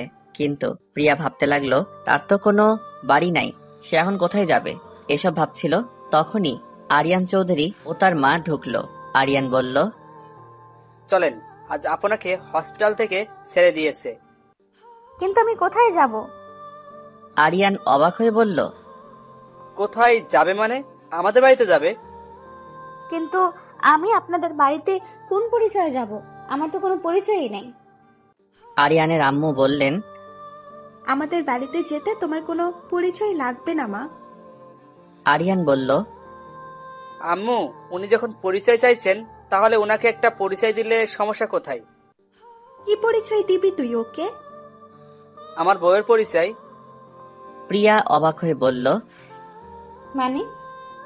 আরে আরে, আপনি এত ভয় পাবেন না। আমি আপনাকে সত্যিকারের বউ হতে বলছি না, শুধু আপনার পরিচয়টা হবে আপনি আমার বউ। কিন্তু আর কোনো কিন্তু না, এবার বাড়িতে চলুন। এবার আমার কথায় আসি। এদিকে আমি হাসপাতাল থেকে বাড়িতে এসে পাগলের মতো হয়ে গেলাম। প্রত্যেক দিন প্রিয়াকে খুঁজতে বের হই, কিন্তু কোথাও খুঁজে পাই না। সারা বাংলাদেশের অলি গলি সব খুঁজলাম, কিন্তু কোথাও খুঁজে পেলাম না। এভাবে প্রত্যেক দিন মেয়েটাকে পাগলের মতো খুঁজে বেড়াই। যে মেয়েটাকে আমি সহ্যই করতে পারতাম না, আজ সে মেয়ের জন্যই প্রত্যেক রাত কান্না করে বালিশ ভিজাই। এইভাবেই প্রিয়ার অপেক্ষায় কেটে গেল অনেক নির্ঘুম রাত। কেটে গেল 5-5টা বছর। এর মধ্যে প্রিয়ার কথা প্রায় সবাই ভুলেই গেছে। সবাই বলছে প্রিয়া নাকি আর ফিরে আসবে না, ও নাকি মারা গেছে। চাচা চাচি অনেক কষ্ট করে হলেও সেটা মেনে নিয়েছেন, কিন্তু আমি এখনো প্রিয়ার পথ চেয়ে বসে আছি। আমার বিশ্বাস প্রিয়া একদিন না একদিন ফিরে আসবেই। এর মধ্যে আব্বু আম্মু অনেকবার বলেছেন যে বিয়ে করে নতুন করে জীবন শুরু করতে, কিন্তু আমি ওদের বারবার বলে দিচ্ছি যে প্রিয়ার অপেক্ষায় সারা জীবন পার করে দিতে পারবো। আজ আব্বু হঠাৎ রুমে এসে বললেন, তুই কি এভাবে জীবনটা শেষ করে দিবি? তোর কি মনে হয় মেয়েটা এখনো বেঁচে আছে? আর বেঁচে থাকলেও কি তোর জন্য বসে আছে নাকি? বেঁচে থাকলে হয়তো কারোর সাথে বিয়ে হয়ে সংসার করছে। আব্বু প্লিজ, তোকে আমি 2টা অপশন দিচ্ছি, বিয়ে কর নয়তো চাকরি বাকরি কিছু একটা করে জীবন নতুন করে শুরু কর। কিছুক্ষণ চুপ থেকে বললাম, ওকে আব্বু, আমি চাকরি করব। আব্বু একটা স্বস্তির নিঃশ্বাস ফেলে চলে গেলেন। পরের দিন আমি একটা চাকরির ইন্টারভিউ দিতে যাই। ইন্টারভিউ দেওয়ার পর আমাকে কিছুক্ষণের জন্য ওয়েটিং এ রাখে। আমাকে কিছুক্ষণ পর আবার আমাকে ডাকে। আমাকে বলে, কংগ্রাচুলেশন, আপনার চাকরি হয়ে গেছে, কিন্তু সেটা মালয়েশিয়ায়। আপনার সব রেজাল্ট ভালো দেখে আমরা আমাদেরই একটা কোম্পানিতে ট্রান্সফার করে দেই। মালয়েশিয়ার কথা শুনে কেন জানি আমি হ্যাঁ বলে দেই। আমার কেন জানি মনে হচ্ছে মালয়েশিয়ায় কিছু একটা আছে। বাড়িতে এসে আব্বুকে বলতেই আব্বু অনেক খুশি হলেন। রাতের খাবার খেয়ে রুমে এসে ঘুমানোর চেষ্টা করছি, কিন্তু ঘুম আসছে না। বারবার প্রিয়ার সেই নিষ্পাপ হাসি চোখে ভেসে উঠছে। জানি শেষ রাত বা মধ্যরাত ছাড়া আমার ঘুম আসবে না। গত 5 বছর ধরে এরকমটাই হয়ে আসছে। হঠাৎ মোবাইলের আওয়াজে ভাবনার জগৎ থেকে বেরিয়ে আসলাম। মোবাইল হাতে নিয়ে দেখি সেই অচেনা নাম্বার থেকে আবার ফোন এসেছে। গত 5 বছর ধরে অনেকগুলো অচেনা নাম্বার থেকে আমার মোবাইলে ফোন আসে। ফোন রিসিভ করলে কেউ ওপাশে কিছু বলে না, শুধু আমি একটা ছোট্ট বাচ্চার হাউমাউ শুনতে পাই। অনেকবার বিরক্ত হয়ে অনেকগুলো নাম্বার ব্লক মেরেছি, কিন্তু কোনো কাজ হয় না। একটা ব্লক মারলে অন্য আরেকটা নাম্বার দিয়ে ফোন দেয়। প্রিয়া যদি আমাকে কোনোদিন ফোন দেয়, এই আশাতে সিমটাও পাল্টাতে পারি না। প্রথম বিরক্ত লাগলেও এখন কেন জানি আমার ওই পিচ্চিটার অস্পষ্ট ভাষা শুনতে ভালো লাগে। তাই এখন প্রত্যেকটা দিন ফোনটা রিসিভও করি। আজও ফোন রিসিভ করে হ্যালো বলার সাথে সাথেই সেই পরিচিত আওয়াজ শুনতে পাই। ওপাশ থেকে আব্বু আম্মু বলে অস্পষ্ট ভাষায় কি যেন একটা বলছে, কিছু বুঝতে পারি না, শুধু এই আব্বু আম্মু ডাকটাই বুঝতে পারি। আজকে আমি মালয়েশিয়ায় যাচ্ছি, বাড়িতে সবার থেকে বিদায় নিচ্ছি।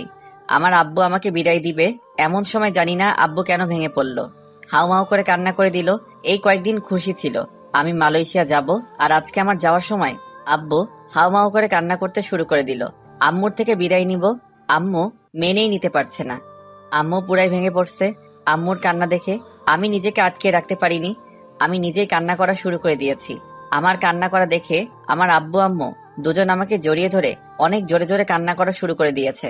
আমিও অনেক কান্না করতে লাগলাম। ওইদিকে সময় পেরিয়ে যাচ্ছে। যাই হোক, অনেক কষ্টে বিদায় নিলাম। আজ মনে হচ্ছে পৃথিবীতে আব্বু আম্মুই বেস্ট। সারা জীবন আব্বুকে ভয় পেতাম, আর আজকে মনে হচ্ছে আব্বুই সবকিছু। বোনের কথায় আসি, আমার বোন অবন্তী, জানি না ওর কি হলো। সবাইকে দেখতে পাচ্ছি কিন্তু অবন্তীকে দেখতে পাচ্ছি না। আম্মুকে কান্না করতে করতে জিজ্ঞাসা করলাম, আম্মু অবন্তী কোথায়? আম্মু কান্না করতে করতে বলল ওর নিজের ঘরেই আছে। আমি দৌড়ে গেলাম, যে দেখি আমার বোন অবন্তী বালিশের উপরে শুয়ে শুয়ে কান্না করছে। আমি অবন্তী বলে ডাক দেওয়ার সাথে সাথে উঠে আমাকে জড়িয়ে ধরে অনেক জোরে জোরে হাউমাউ করে কান্না করতে লাগলো। ভাইয়া, এই ভাইয়া, তুই কোথায় যাচ্ছিস? মালয়েশিয়ায় তোর বোনকে নিবি না? ঝগড়া করবি না আমার সাথে? আমাকে আব্বু আম্মুর কাছে বকা শোনাবি না? ভাই রে, তুই আমাকে ছেড়ে যাইস না, থাকতে পারবো না। ওরে আমি কি সান্ত্বনা দিব? ওর কথায় আমি নিজেকে আর কন্ট্রোল করতে পারিনি। আমি ওরে জড়িয়ে ধরে কান্না করা শুরু করে দিলাম। আমি বললাম, এই পাগলি, কান্না করস কেন? তোর ভাই কি একেবারে চলে যাচ্ছে নাকি? আবার ফিরে আসবে? পাগলি বোন বলল, ভাইয়া তুই দেশে থাক, মালয়েশিয়া যাওয়ার কোনো প্রয়োজন নেই। আজ মনে হচ্ছে যার একটি বোন আছে তার কাছে আরেকটি পৃথিবী আছে। ওর কথা শুনে আমি আর সহ্য করে থাকতে পারলাম না, ওরে জড়িয়ে ধরে কান্না করা শুরু করে দিলাম। জানি না কেন চোখের পানি ধরে রাখতে পারি নাই। যাই হোক, অনেক কষ্ট অনেক অনুভূতি নিয়ে এয়ারপোর্টে চলে আসলাম। এয়ারপোর্টে এসে ওই দিন যেই লোকটা আমার ইন্টারভিউ নিয়েছিল সেই লোকের সাথেই আরো অনেকগুলো লোকজন দেখতে পেলাম। পরে জানতে পারলাম ওরাও আমার মতোই মালয়েশিয়াতে চাকরি করতে সিলেক্ট হয়েছে। ওদের মধ্যে একজনের সাথে আমার অনেক ভাব জমে গেল। ওর নাম জিসান। বিমানে আমার পাশের সিটে বসেছিল। ওর সাথে মিশে বুঝতে পারলাম ছেলেটা একটু বেশি চঞ্চল টাইপের, অনেক বেশি কথা বলে। ফ্লাইট ল্যান্ড করলো মালয়েশিয়ায়। আমি মালয়েশিয়ার মাটিতে পা রাখতেই আমার বুকটা কেঁপে উঠল। বুঝতে পারলাম না কেন হলো এমনটা। মালয়েশিয়া নামটা শোনার পর থেকেই আমার কেমন যেন অদ্ভুত একটা ফিলিংস কাজ করছিল। আমরা যে কোম্পানিতে কাজ করতে আসছি সেই কোম্পানিরই কয়েকজন লোক এসে আমাদের একটা হোটেলে নিয়ে গেল। আজকে রেস্ট নিয়ে কালকে থেকে অফিস। আমি হোটেলে এসে আমার রুমে ঢুকলাম, ফ্রেশ হয়ে বসে আছি। বসে বসে বোর হচ্ছি, তাই ভাবলাম শহরটা একটু ঘুরে দেখি। রুম থেকে বের হতে জিসানের সামনে পড়লাম। জিসান আমাকে দেখে হেসে বলল, কি ভাই, কোথায় বের হচ্ছেন? আসলে রুমে বসে বসে বোর হচ্ছিলাম, তাই একটু ঘুরতে যাচ্ছি। আমিও সেম ভাই, চলেন আমিও যাব আপনার সাথে। তাহলে তো ভালোই হলো, আমাকেও একা একা ঘুরতে হবে না, চলেন। হোটেলের বাইরে বের হয়ে জিসানকে বললাম, কোথায় যাওয়া যায় বলেন তো?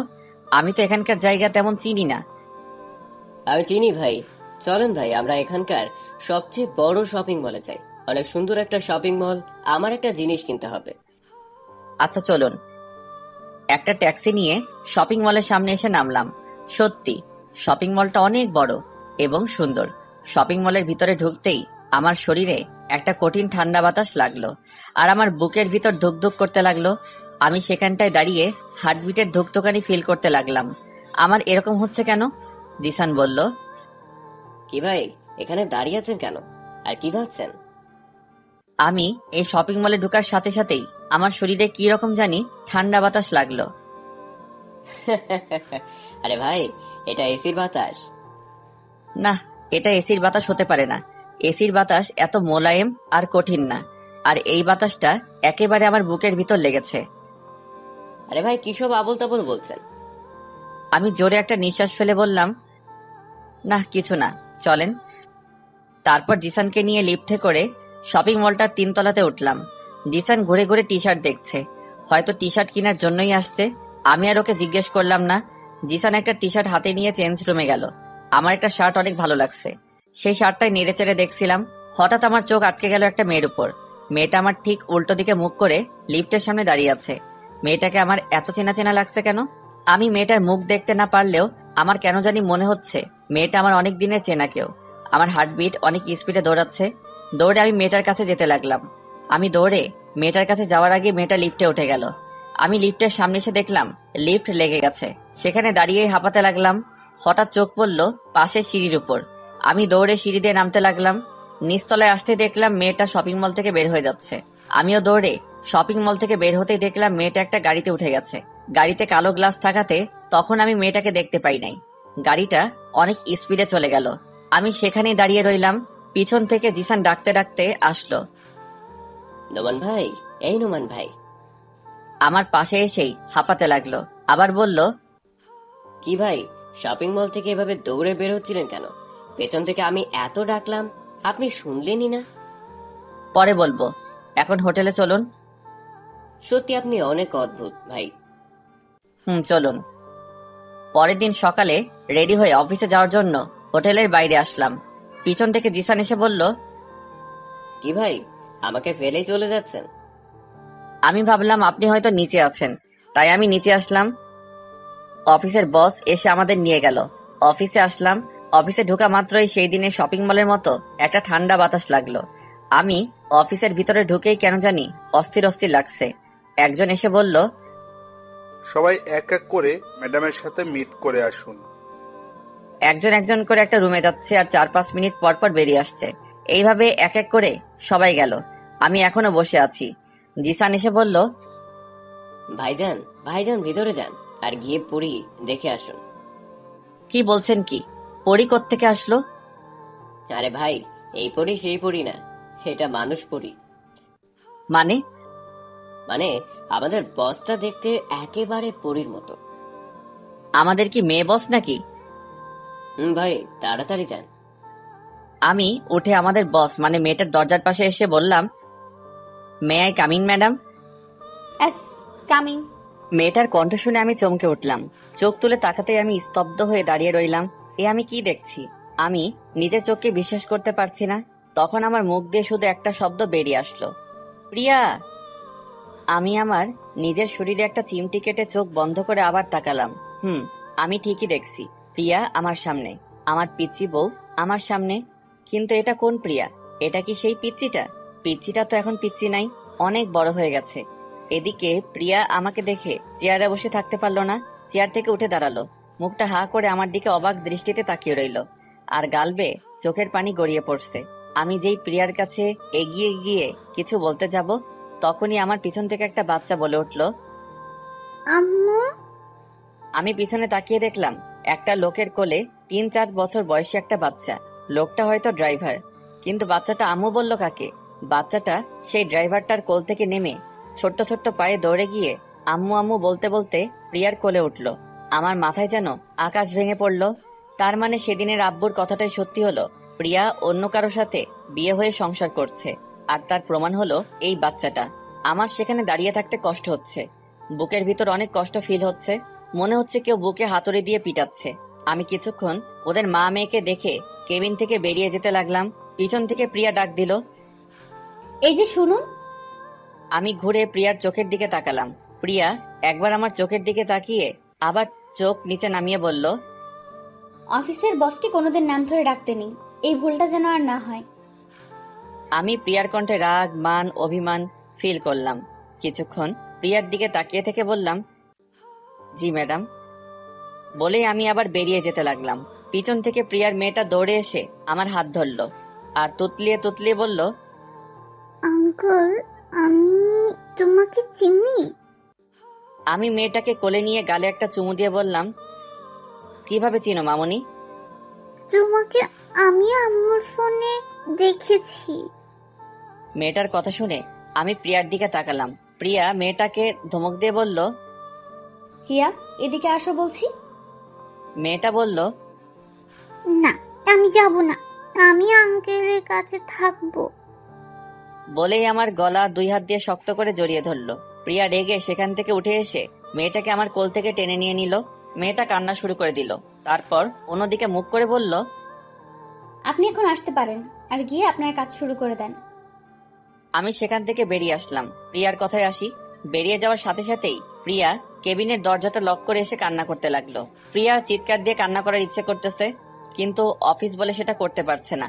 প্রিয়া হাত দিয়ে মুখ চেপে কান্না করতে লাগলো। কান্না করছে আর বলছে, আমি কি করে পারলাম আমার নোমানের সাথে এরকম ভাবে কথা বলতে, যাকে আমি আমার জীবনের চাইতেও বেশি ভালোবেসে থাকি। আমি কি করে পারলাম এরকম ব্যবহার করতে? এইগুলো বলছে আর মুখ চেপে কান্না করছে। প্রিয়ার মেয়েটা তার মার কান্না দেখে বলল, আম্মু তুমি কেঁদো না, আমি আর যাব না ওই আঙ্কেলটার কাছে। প্রিয়া ওর মেয়েকে জড়িয়ে ধরে কান্না করতে লাগলো আর বলল, তুই ওর কাছে যাওয়াতে আমি কাঁদছি না, তুই ওর কাছে যাওয়াতে আমি আর খুশি হয়েছি। বলেই প্রিয়া মেয়েটার কপালে একটা চুমু খেলো। প্রিয়া এখন বুঝতে পারলো কালকে শপিং মলে কেন তার মনে হয়েছিল যে নোমান তার আশেপাশেই ছিল। তার মানে সত্যি নোমান শপিং মলে ছিল। প্রিয়া চোখের পানি মুছে জোরে একটা নিঃশ্বাস নিল।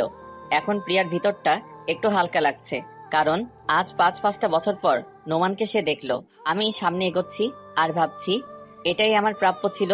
আমি মেয়েটাকে একসময় কত কষ্ট দিয়েছি, এখন মেয়েটার চেয়ে দ্বিগুণ কষ্ট আমি পাচ্ছি। হ্যাঁ, এটাই আমার প্রাপ্য। আমাকে অনেকক্ষণ পর কেবিন থেকে বেরিয়ে আসতে দেখে জিসান এগিয়ে আসলো। এসে বলল, কি ভাই, এতক্ষণ ধরে আমাদের পরিবস আপনার পরীক্ষা নিচ্ছিল? জিসান আবার বলল, সাবধান ভাই, অন্য কোনো ধান্দায় পড়েন না। আমাদের পরিবসটা কিন্তু ম্যারিড, আর আমাদের ম্যাডামের হাজবেন্ড হচ্ছে এই সারা কোম্পানির মালিক। আমি বললাম, ও আচ্ছা। আপনার মুখটা এমন লাগছে কেন ভাই? আপনার কি কিছু হয়েছে? আমি একটা নকল হাসি দিয়ে বললাম, না ভাই, কিছু হয় নাই। আব্বু আম্মুর কথা একটু মনে পড়ছে, তাই একটু মন খারাপ। আচ্ছা চলুন ভাই, এখন কাজে লেগে পড়ি। আমি আমার ডেস্কে গিয়ে বসলাম। আমার ডান সাইডে একটা মালয়েশিয়ান ছেলে আর বা সাইডে একটা মেয়ে। দেখে মনে হচ্ছে বাংলাদেশি। এই অফিসের প্রায় লোকই বাংলাদেশি। মেয়েটা আমাকে তার পাশে বসতে দেখে বলল, হাই, আমি রাইসা রহমান। বলে আমার দিকে তার একটা হাত বাড়িয়ে দিল। আমি হাত বাড়িয়ে হ্যান্ডশেক করতে করতে বললাম, আপনি কি বাংলাদেশি? জি, একটা কথা বলবো? হ্যাঁ বলুন। আপনি দেখতে অনেক হ্যান্ডসাম আর কিউট। আমি কিছু বললাম না, কষ্ট করে শুধু একটা হাসি দিলাম। আমি কম্পিউটার অন করার সাথে সাথেই প্রিয়ার মেয়েটা এসে হাজির। আঙ্কেল আঙ্কেল বলে আমার কোলে উঠে এসে বসলো। আমি বললাম, তুমি আবার আমার কাছে আসছো কেন? তোমার আম্মু বকবে তো? না, বকবে না, আমি আম্মুকে বলে এসেছি। আচ্ছা, তোমার নাম কি? হিয়া। প্রিয়ার ওর মেয়ের নামটা নিজের নামের সাথে মিল রেখেই রাখছে। আমি 2 হাত দিয়ে ওর গাল টিপে বললাম, খুব সুন্দর নাম, আর তুমিও অনেক কিউট। আঙ্কেল, আমিও তোমাকে এটা করি? বলেই ওর ছোট্ট ছোট্ট হাত দিয়ে আমার গাল টিপে ধরে হাসতে লাগলো। হিয়ার হাসি দেখে আমি ওর দিকে তাকিয়ে রইলাম। হিয়া সেম দিয়ার মতোই হাসছে। তারপর হিয়া আমার দাড়িতে হাত দিয়ে বলল, আঙ্কেল, এগুলোর নাম কি? এগুলোর নাম দাড়ি। হিয়া নিজের গালে হাত নিয়ে মুখ গোমরা করে বলল, আমার নাই কেন? হিয়ার কথা শুনে আমার হাসি চলে আসলো। আমি ওর কথা শুনে হাসতে হাসতে বললাম, তোমার কোনোদিনও উঠবে না মামনি, কারণ তুমি মেয়ে। আমি আবার বললাম, আচ্ছা মামনি, তোমার আব্বু এখন কোথায়? আব্বু কে? সে কি, তুমি তোমার আব্বুকে চিনো না? প্রিয়া এতক্ষণ দাঁড়িয়ে দাঁড়িয়ে ওদের কাণ্ড দেখছিল আর হাসছিল। আমার এই প্রশ্নে হিয়াকে চুপ থাকতে দেখে প্রিয়া এদিকে এগিয়ে এসে বলল, হিয়া ওর আব্বুকে পাপা বলে ডাকে? হঠাৎ কারো কথায় পিছন ফিরে তাকিয়ে দেখলাম প্রিয়া। প্রিয়াকে দেখে আমি বসা থেকে উঠে দাঁড়ালাম। প্রিয়া কথাটা বলেই আমার দিকে তাকিয়ে রইল। আমি ওর থেকে চোখ নামিয়ে বললাম, সরি ম্যাডাম, আসলে আপনার মেয়ে আমার কাছে। আমাকে বলতে না দিয়ে প্রিয়া বলল, ইটস ওকে। তারপর প্রিয়া হিয়াকে আমার পাশ থেকে তুলে নিয়ে যেতে যেতে বলল, চল হিয়া, কিছু খাবে? বাড়ি থেকে না খেয়েই চলে এসেছো। আমার দিকে একবার তাকিয়ে চলে যেতে লাগলো। পাশ থেকে রাইসা এতক্ষণ আমাদের দেখছিল। আমাকে বলল, আমাদের ম্যাডাম কি আপনার পরিচিত কেউ? আমি মেয়েটার প্রশ্ন শুনে চুপ করে রইলাম। আমি মেয়েটাকে কি বলবো কিছু বুঝে উঠতে পারতেছি না। জি। রাইসা আমাকে আর কিছু প্রশ্ন করার আগে আমি বললাম, এক্সকিউজ মি, আমি একটু আসছি।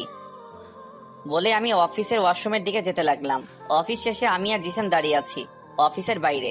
অফিসে বাসের জন্য অপেক্ষা করছিলাম। জিসান আমাকে বলল, ভাই আপনি এখানে দাঁড়ান, আমি গিয়ে দেখে আসছি বাসটা এখনো আসছে না কেন। এই বলে জিসান চলে গেল। আমি একা একা আনমনে দাঁড়িয়ে আছি। পেছন থেকে প্রিয়া হিয়াকে কোলে নিয়ে বের হলো। হিয়া আমাকে দেখে প্রিয়ার কোল থেকে নেমে দৌড়ে আমার কাছে আসলো। আমার সামনে এসে একটা হাসি দিয়ে বলল, আঙ্কেল মাথা নিচু করো। আমি মাথা নিচু করতেই হিয়া আমার গালে একটা চুমু খেলো। তারপর হিয়া প্রিয়ার কাছে গিয়ে ওর হাত ধরে টানতে লাগলো। প্রিয়া বলল, কি হলো হিয়া, আমাকে টানছো কেন? আসো না আম্মু। হিয়া প্রিয়াকে টানতে টানতে আমার সামনে নিয়ে এলো। প্রিয়া আমার দিকে একবার তাকিয়ে চোখ নিচে নামিয়ে নিল। হিয়া বলল, আম্মু আঙ্কেলকে চুমু দাও। আমরা দুজনই দুজনের দিকে চোখ বড় বড় করে তাকালাম। প্রিয়া লজ্জায় লাল হয়ে গেল। তারপর হিয়াকে ধমক দিয়ে বলল, হিয়া এসব কি হচ্ছে? আমি প্রিয়াকে বললাম, প্লিজ ম্যাডাম ওকে বকবেন না, আমি ওকে বুঝিয়ে বলছি। আমি হাঁটু গেড়ে বসে হিয়ার গালে হাত দিয়ে বললাম, হিয়া মামনি শোনো, তোমার আম্মু তোমার আব্বুকে মানে তোমার পাপাকে ছাড়া অন্য কোনো ছেলেকে চুমু খেতে পারবে না। কিন্তু আম্মু তো পাপ্পাকে চুমু দেয় না, আম্মু তো তোমার ফটোতে চুমু। প্রিয়া হিয়ার মুখ চেপে ধরলো। তারপর হিয়াকে কোলে নিয়ে বলল, চল হিয়া, দেরি হয়ে যাচ্ছে। বলে আমার দিকে একবার তাকিয়ে গাড়িতে উঠে গেল। গাড়িতে উঠে হিয়া আমাকে হাত নাড়িয়ে টাটা দিতে লাগলো। আমি ওকে হাত নাড়িয়ে টাটা দিলাম। আমিও হোটেলে চলে আসলাম। রুমে ঢুকে শার্টটা খুলে একটা টাওয়েল নিয়ে বাথরুমে ঢুকলাম। বাথরুমে ঢুকে শাওয়ারটা ছেড়ে শাওয়ারের নিচে দাঁড়িয়ে রইলাম। বুকের ভিতরটা অনেক ভারী লাগছে, অনেক কষ্ট জমে আছে বুকের ভিতরে। আমার দোষে আমি আমার পিচ্চি বউটাকে হারালাম। সেদিন যদি আমি ওকে সারপ্রাইজ দেওয়ার জন্য ঘর থেকে বেরিয়ে না যেতাম, তাহলে আজ আমাকে ওকে এই অবস্থাতে দেখতে হতো না। আমার চোখের পানি আর শাওয়ারের পানি এক হয়ে নিচে পড়ছে। আমার পিচিটা এখন আর আমার নেই, এখন সে অন্য কারো বউ, অন্য একজনের মেয়ের মা। যখন ওর মেয়েটা আমার কাছে আসে, জানি না কেন জানি আমি সব কষ্ট ভুলে যাই। এখন আমি নিজেকে একটা কথা ভেবেই সান্ত্বনা দিচ্ছি যে যাই হোক, আমার পিচিটা তো সুখে আছে, ও সুখে থাকলেই হলো। আমার আর কিছু চাই না, প্রিয়ার সুখেই আমার সুখ। অনেকক্ষণ শাওয়ারের নিচে থাকার পর বাথরুম থেকে বেরিয়ে আসলাম। পরের দিন অফিসে যাওয়ার জন্য জিসান রেডি হয়ে আমার রুমে এসে বলল, কি ভাই আপনি এখনো রেডি হন নাই? অফিস বাস চলে আসছে তো। আমি বললাম, জিসান ভাই আপনি অফিস বাস দিয়ে চলে যান, আমি পরে একটা ট্যাক্সি নিয়ে চলে যাব। আচ্ছা ঠিক আছে, আমি যাই। আপনি দেরি করবেন না কিন্তু, নতুন নতুন অফিস জয়েন করেছেন, দেরি করলে সমস্যা হতে পারে কিন্তু। আচ্ছা। আমি ভাবতে লাগলাম আমার কি আর প্রিয়ার সামনে যাওয়া ঠিক হবে? ও যখন সুখে আছে তাহলে থাক না সুখে, আমি কেন ওর পথের কাঁটা হয়ে দাঁড়াবো? তাই ভাবলাম আমি আর প্রিয়ার সামনে যাব না। এদিকে হিয়া অনেকক্ষণ ধরে ওর মাকে বলে যাচ্ছে, আম্মু আঙ্কেল এখনো আসছে না কেন? হিয়া প্রতিদিন প্রিয়ার সাথে অফিসে আসে। প্রিয়া ওর মেয়েকে বলছে, আসবে, এক্ষুনি চলে আসবে। প্রিয়াও চিন্তায় পড়ে গেল। অফিস বাস তো সেই কখনই চলে আসলো, কিন্তু নোমান আসলো না কেন অফিস বাসে? নোমান কি আর আসবে না অফিসে? নোমান তো আমাকে সহ্যই করতে পারে না। তাহলে কি আমার জন্য সে আর অফিসে আসবে না? আমি নোমানকে কি আমি আর দেখতে পারবো না? আমাকে সে আর দেখতে পারবে না, সে কথা মনে পড়তেই প্রিয়ার বুকের ভিতর ধুক করে উঠল, চোখ দিয়ে পানি বেরিয়ে আসলো। এতক্ষণ সে তার কেবিনের সামনে দাঁড়িয়েছিল। হঠাৎ খেয়াল হলো নোমান অফিসে ঢুকছে। প্রিয়ার চোখে মুখে হাসি ফুটে উঠল। হিয়া নোমানকে দেখতে পেয়ে দৌড়ে গিয়ে আমার পা দুইটা জড়িয়ে ধরলো। আমি হিয়াকে টেনে কোলে তুললাম, গালে একটা চুমু দিলাম। হ্যাঁ, আজ ওর জন্যই অফিসে আসতে হলো। আমি যে প্রিয়ার মেয়েটার মায়ায় পড়ে গেছি। হিয়া গাল ফুলিয়ে বলল, আঙ্কেল আমি তোমার সাথে কথা বলবো না, তুমি এত দেরি করে আসলে কেন? সরি। দেখি কিউটিটার মুখটা। হিয়া মুখটা অন্যদিকে ঘুরিয়ে নিল। আমি এবার হিয়াকে কাতুকুতু দিতে লাগলাম। হিয়া খিলখিল করে হাসতে লাগলো। প্রিয়া দেখে একটা হাসি দিয়ে চোখ মুছে জোরে একটা নিঃশ্বাস ফেলে কেবিনে চলে গেল। আমি সারাদিন হিয়াকে নিয়ে মেতে রইলাম। মেয়েটা অনেক পাকা পাকা কথা বলছে, আর আমি সেই কথা শুনে হাসতে হাসতে ফেটে পড়ছি। প্রিয়া বারবার কেবিন থেকে বের হয়ে এসে কিছুক্ষণ দেখে, তারপর একটা হাসি দিয়ে আবার নিজের কেবিনে চলে যায়। এভাবেই সারাটা দিন কেটে গেল। জিসান এসে বলল, ভাই হোটেলে যাবেন না? অফিস তো শেষ হয়ে গেল। আমার যাওয়ার কথা শুনেই হিয়া আমার গলা জড়িয়ে ধরল। না আঙ্কেল যাবে না। আমি জিসানকে বললাম, জিসান ভাই আপনি অফিস বাস দিয়ে চলে যান, আমি সকালের মতো ট্যাক্সি দিয়ে চলে যাব। জিসান চলে গেল। কিছুক্ষণ পর প্রিয়া কেবিন থেকে বেরিয়ে আমাদের কাছে এসে হিয়াকে বলল, হিয়া আস, আমরা বাসায় যাব। হিয়া এবার আমার কাঁধে মুখ লোকালো, তারপর বলল, না, আমি যাব না। আমি বললাম চলেন, আমি আপনাদের গাড়িতে তুলে দিয়ে আসছি। অফিসের বাইরে এসে প্রিয়ার গাড়ির সামনে আসলাম। প্রিয়া আগে গিয়ে গাড়িতে বসলো। আমি হিয়াকে বললাম, আমার দিকে তাকাও। হিয়া আমার কাঁধ থেকে মুখ তুলে তাকালো। আমি বললাম, যাও এখন বাসায়, তুমি এরকম করলে কিন্তু আমি কালকে আর এখানে আসবো না। হিয়া আমার কথা শুনে গাড়িতে উঠে গিয়ে বসলো। আমি হিয়ার গালে একটা চুমু দিয়ে সেখান থেকে চলে যেতে লাগলাম। হঠাৎ পিছন থেকে প্রিয়া ডাক দিল, এই যে শুনো। আমি পিছন ফিরে তাকাতেই দেখলাম প্রিয়া গাড়ি থেকে মুখটা বের করে আছে। আমি বললাম, জি বলুন। অফিসের বাস তো চলে গেছে, তুমি কিভাবে যাবে? প্রিয়ার মুখে তুমি ডাক শুনে ওর দিকে অবাক চোখে তাকিয়ে রইলাম। প্রিয়া আবার বলল, আমি তোমাকে কিছু প্রশ্ন করছি। ও জি, আমি ট্যাক্সি দিয়ে চলে যাব। তুমি যদি কিছু মনে না করো, আমি তোমাকে পৌঁছে দিতে পারি। থ্যাংক ইউ, লাগবে না, আমি চলে যেতে পারবো। প্রিয়া মুখটা কালো করে ফেললো। হিয়া বলল, আঙ্কেল চলো না আমাদের সাথে। আমি হিয়ার মুখের দিকে তাকিয়ে আর না করতে পারলাম না। উঠে গেলাম ওদের গাড়িতে। আমি এক পাশে আর দিয়া এক পাশে, আর হিয়া মাঝখানে। হিয়া আমার কোলে উঠে এসে বসলো। কেউ কোনো কথা বলছি না। কিছুক্ষণ চুপ থাকার পর হুট করে প্রিয়া বলল, তোমার বউকে কি এখানে মালয়েশিয়া সাথে করে নিয়ে এসেছো? আমি প্রিয়ার কথা শুনে হাসতে লাগলাম। বউ? কি হলো, হাসছো কেন? আমি হাসির কিছু বলেছি? আমার কপালে বউ নাই। মানে তুমি কি সব অদ্ভুত কথা বলছো? সত্যি তো বলছি, এখানে অদ্ভুতের কি আছে? মানে তুমি এখনো বিয়ে করো নাই? না, বললাম না আমার কপালে বউ নাই। কেন বিয়ে করো নাই? তুমি জেনে কি করবে? প্লিজ বলো না, কেন বিয়ে করো নাই? আমি কিছুক্ষণ চুপ করে রইলাম। তারপর প্রিয়ার চোখে চোখ রেখে বললাম, তোমার জন্য। প্রিয়া অবাক হয়ে বলল, আমার জন্য মানে? সেদিন রাতে আমি কিছু একটা ভেবে চুপ করে রইলাম।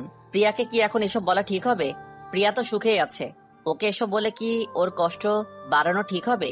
প্রিয়া আমাকে চুপ করে থাকতে দেখে বলল, বলো না সেদিন রাতে কি? কিছু না।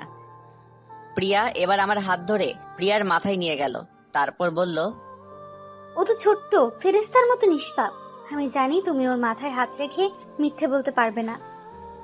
আমি এবার কি বলবো কিছু বুঝে উঠতে পারছি না। হিয়ার মাথায় হাত রেখে আমি আবার মিথ্যেও বলতে পারবো না। আমি বললাম, প্রিয়া থাক না এসব এখন, আর জেনে কি করবে? তুমি বলবে কিনা বলো। আমি এবার বলতে শুরু করলাম, আসলে সেদিন রাতে তুমি যখন আমার মুখ থেকে একবার বউ ডাক শুনতে চেয়েছিলে, তখন আমি কেন ঘর থেকে বেরিয়ে গিয়েছিলাম জানো? সেদিন আমি তোমাকে সারপ্রাইজ দেওয়ার জন্য রুম থেকে বেরিয়ে গেছিলাম। সেদিন আমি তোমাকে একবার না, সারা জীবনের জন্য বউ ডাকতে চেয়েছিলাম, তোমাকে আপন করে নিতে চেয়েছিলাম। কিন্তু তোমাকে সারপ্রাইজ দেওয়ার জন্য একটা লাল টকটকে শাড়ি আর অনেক গোলাপ ফুল নিয়ে যখন বাসায় আসলাম, তখন আমি নিজেই সারপ্রাইজড হয়ে যাই। এসে দেখি তুমি রুমে নাই।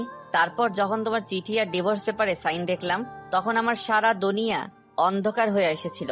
তারপর 5-5টা বছর তোমার অপেক্ষায় আর তোমাকে খুঁজতে খুঁজতে কাটিয়ে দেই। সবাই তো ভেবে নিয়েছিল যে তুমি আর বেঁচে নেই, কিন্তু একমাত্র আমি জানতাম তোমাকে আমি একদিন না একদিন খুঁজে পাবো। কিন্তু এভাবে যে পেয়েও তোমাকে হারতে হবে সেটা ভাবিনি। আমি এক নিঃশ্বাসে কথাগুলো বলে ফেললাম। প্রিয়ার দিকে তাকিয়ে দেখলাম গাল বেয়ে চোখের পানি গড়িয়ে পড়ছে। আমার দিকে মায়া ভরা চোখে তাকিয়ে আছে। আমারও চোখ দিয়ে পানি বের হয়ে এসেছিল। আমি সেটা মুছে প্রিয়াকে বললাম, এই পাগলি, কাঁদছো কেন? আমি কিন্তু এখন আর কষ্ট পাচ্ছি না, কারণ তুমি সুখে আছো। তোমার সুখেই আমার সুখ। প্রিয়ার এখন অনেক ইচ্ছে করছে আমাকে জড়িয়ে ধরতে, কিন্তু ধরলো না, নিজেকে কন্ট্রোল করলো। আর মনে মনে বলতে লাগলো, আমাকে এতদিন অনেক কষ্ট দিয়েছো, এখন তোমার নিজের কিছু কষ্ট পাওয়া প্রাপ্য। প্রিয়ার ভিতরে ভিতরে অনেক খুশি হচ্ছে এই ভেবে যে আমার নোমান আমাকে ভালোবাসে। আমার জন্য সে এতটা বছর অপেক্ষা করলো, কিন্তু সে খুশিটা প্রকাশ করলো না। চোখের পানি মুছে চুপ করে বসে রইলো আর বারবার আমার দিকে আর চোখে তাকাতে লাগলো। আজ আমাকে কেন জানি প্রিয়ার কাছে অন্যরকম লাগছে। হিয়া আমার কোলেই ঘুমিয়ে পড়লো। আমার বুকে মাথা রেখে 2 হাত দিয়ে গলা জড়িয়ে ধরে ঘুমিয়ে আছে। আমি ওকে 2 হাত দিয়ে আঁকড়ে ধরে আছি। আমার হোটেলের কাছে চলে আসলাম। আমি হিয়াকে প্রিয়ার কোলে দিলাম। গাড়ি থেকে নেমে এসে আবার গাড়ির ভিতরে মুখ ঢুকিয়ে হিয়ার গালে চুমু দিবার জন্য মাথা এগিয়ে নিলাম। প্রিয়া কাঁধে মাথা রেখে ঘুমিয়েছিল। আমি যখন হিয়াকে চুমু খাওয়ার জন্য ঠোঁট এগিয়ে নিলাম, প্রিয়া ভাবলো আমি ওকে চুমু খাবো, তাই তার গাল এগিয়ে আনছিল। কিন্তু আমি হিয়ার গালে চুমু খাওয়াতে প্রিয়া লজ্জা পেয়ে আবার গাল পিছিয়ে নিল। আমি গাড়ি থেকে মাথা বের করে পিছন ফিরে চলে আসছিলাম।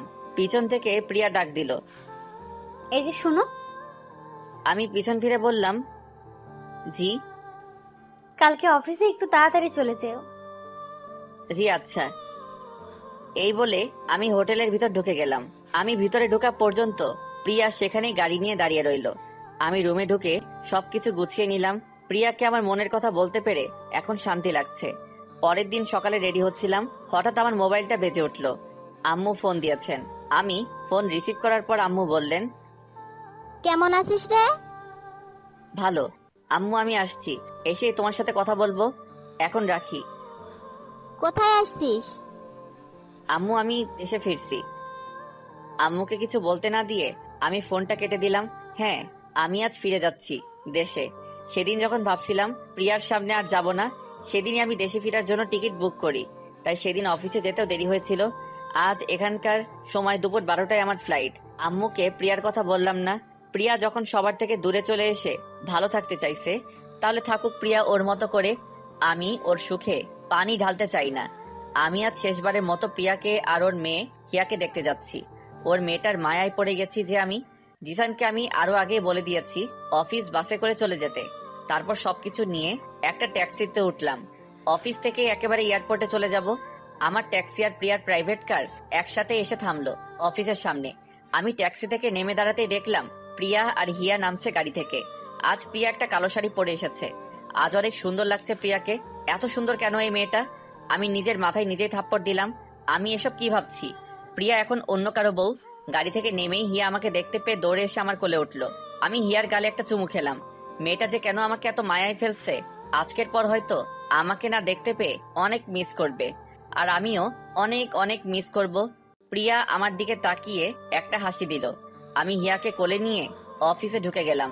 আমার পিছন পিছন প্রিয়াও ঢুকলো। আমি হিয়াকে আমার টেবিলে নিয়ে গিয়ে বসালাম। প্রিয়া আমার দিকে একবার তাকিয়ে ওর কেবিনে ঢুকে গেল। প্রিয়াকে দেখে মনে হচ্ছে আজ সে অনেক হ্যাপি। ভালোই হলো, আজ প্রিয়াকে হাসি মুখে দেখেই সারা জীবনের জন্য ওর জীবন থেকে বিদায় নিতে পারবো। হিয়াকে টেবিলে বসিয়ে আমি হাঁটু গেড়ে নিচে বসলাম। আমি ওর গালে হাত দিলাম। কিছুক্ষণ তাকিয়ে রইলাম। এই মেয়েটাকে আমার এত এত মায়া লাগে কেন? হিয়া, আমি নিজেকে ধরে রাখতে পারলাম না। চোখ দিয়ে সাগরের বাঁধ ভাঙার মতো করে অশ্রু গড়িয়ে পড়ল। আমার বুকটা ফেটে যাচ্ছে, চিৎকার করে কাঁদতে ইচ্ছে করছে। হিয়া আমার গালে হাত দিয়ে বলল, আঙ্কেল তুমি কান্না করছো কেন? আমি হিয়ার কথায় কোনো উত্তর দিলাম না। ওর গালে একটা চুমু দিয়ে ওকে জড়িয়ে ধরলাম। তারপর বললাম, হিয়া তুমি তোমার আম্মুর কাছে যাও, আমি তোমার জন্য বাইরে থেকে অনেকগুলো চকলেট নিয়ে আসছি। আজ এই মায়াবতীটাকেও মিথ্যে বলতে হলো। এই বলে আমি হিয়াকে ওর আম্মুর কেবিনের সামনে দিয়ে আসলাম। কেবিনের বাইরের গ্লাস দিয়ে আমি আমার মায়াবতীটাকে শেষ একবার দেখলাম। মাথা নিচু করে অফিসের পেপারে কি যেন লিখছে। আমি আর সেখানে দাঁড়ালাম না, চলে যেতে লাগলাম। আমি যে অফিস গেট দিয়ে বেরোতে যাব, তখনই ছোট্ট দুইটা হাত আমার পা জড়িয়ে ধরলো। হিয়া, হ্যাঁ হিয়াই পিছন থেকে আমার পা জড়িয়ে ধরলো। আমি আবার হাঁটু গেড়ে ওর সামনে বসলাম। কি হলো হিয়া? আঙ্কেল আঙ্কেল তুমি ফিরে আসবে তো? ইয়া আল্লাহ, তুমি এই পিচিটাকে কেন এত মায়া দিয়ে গড়লে? আমার যে এই পিচিটাকে ছেড়ে যেতে ইচ্ছে করছে না। মেয়েটাকে আমি আবার জড়িয়ে ধরলাম। আমার এখন হাউহাউ করে কান্না করতে মন চাইছে।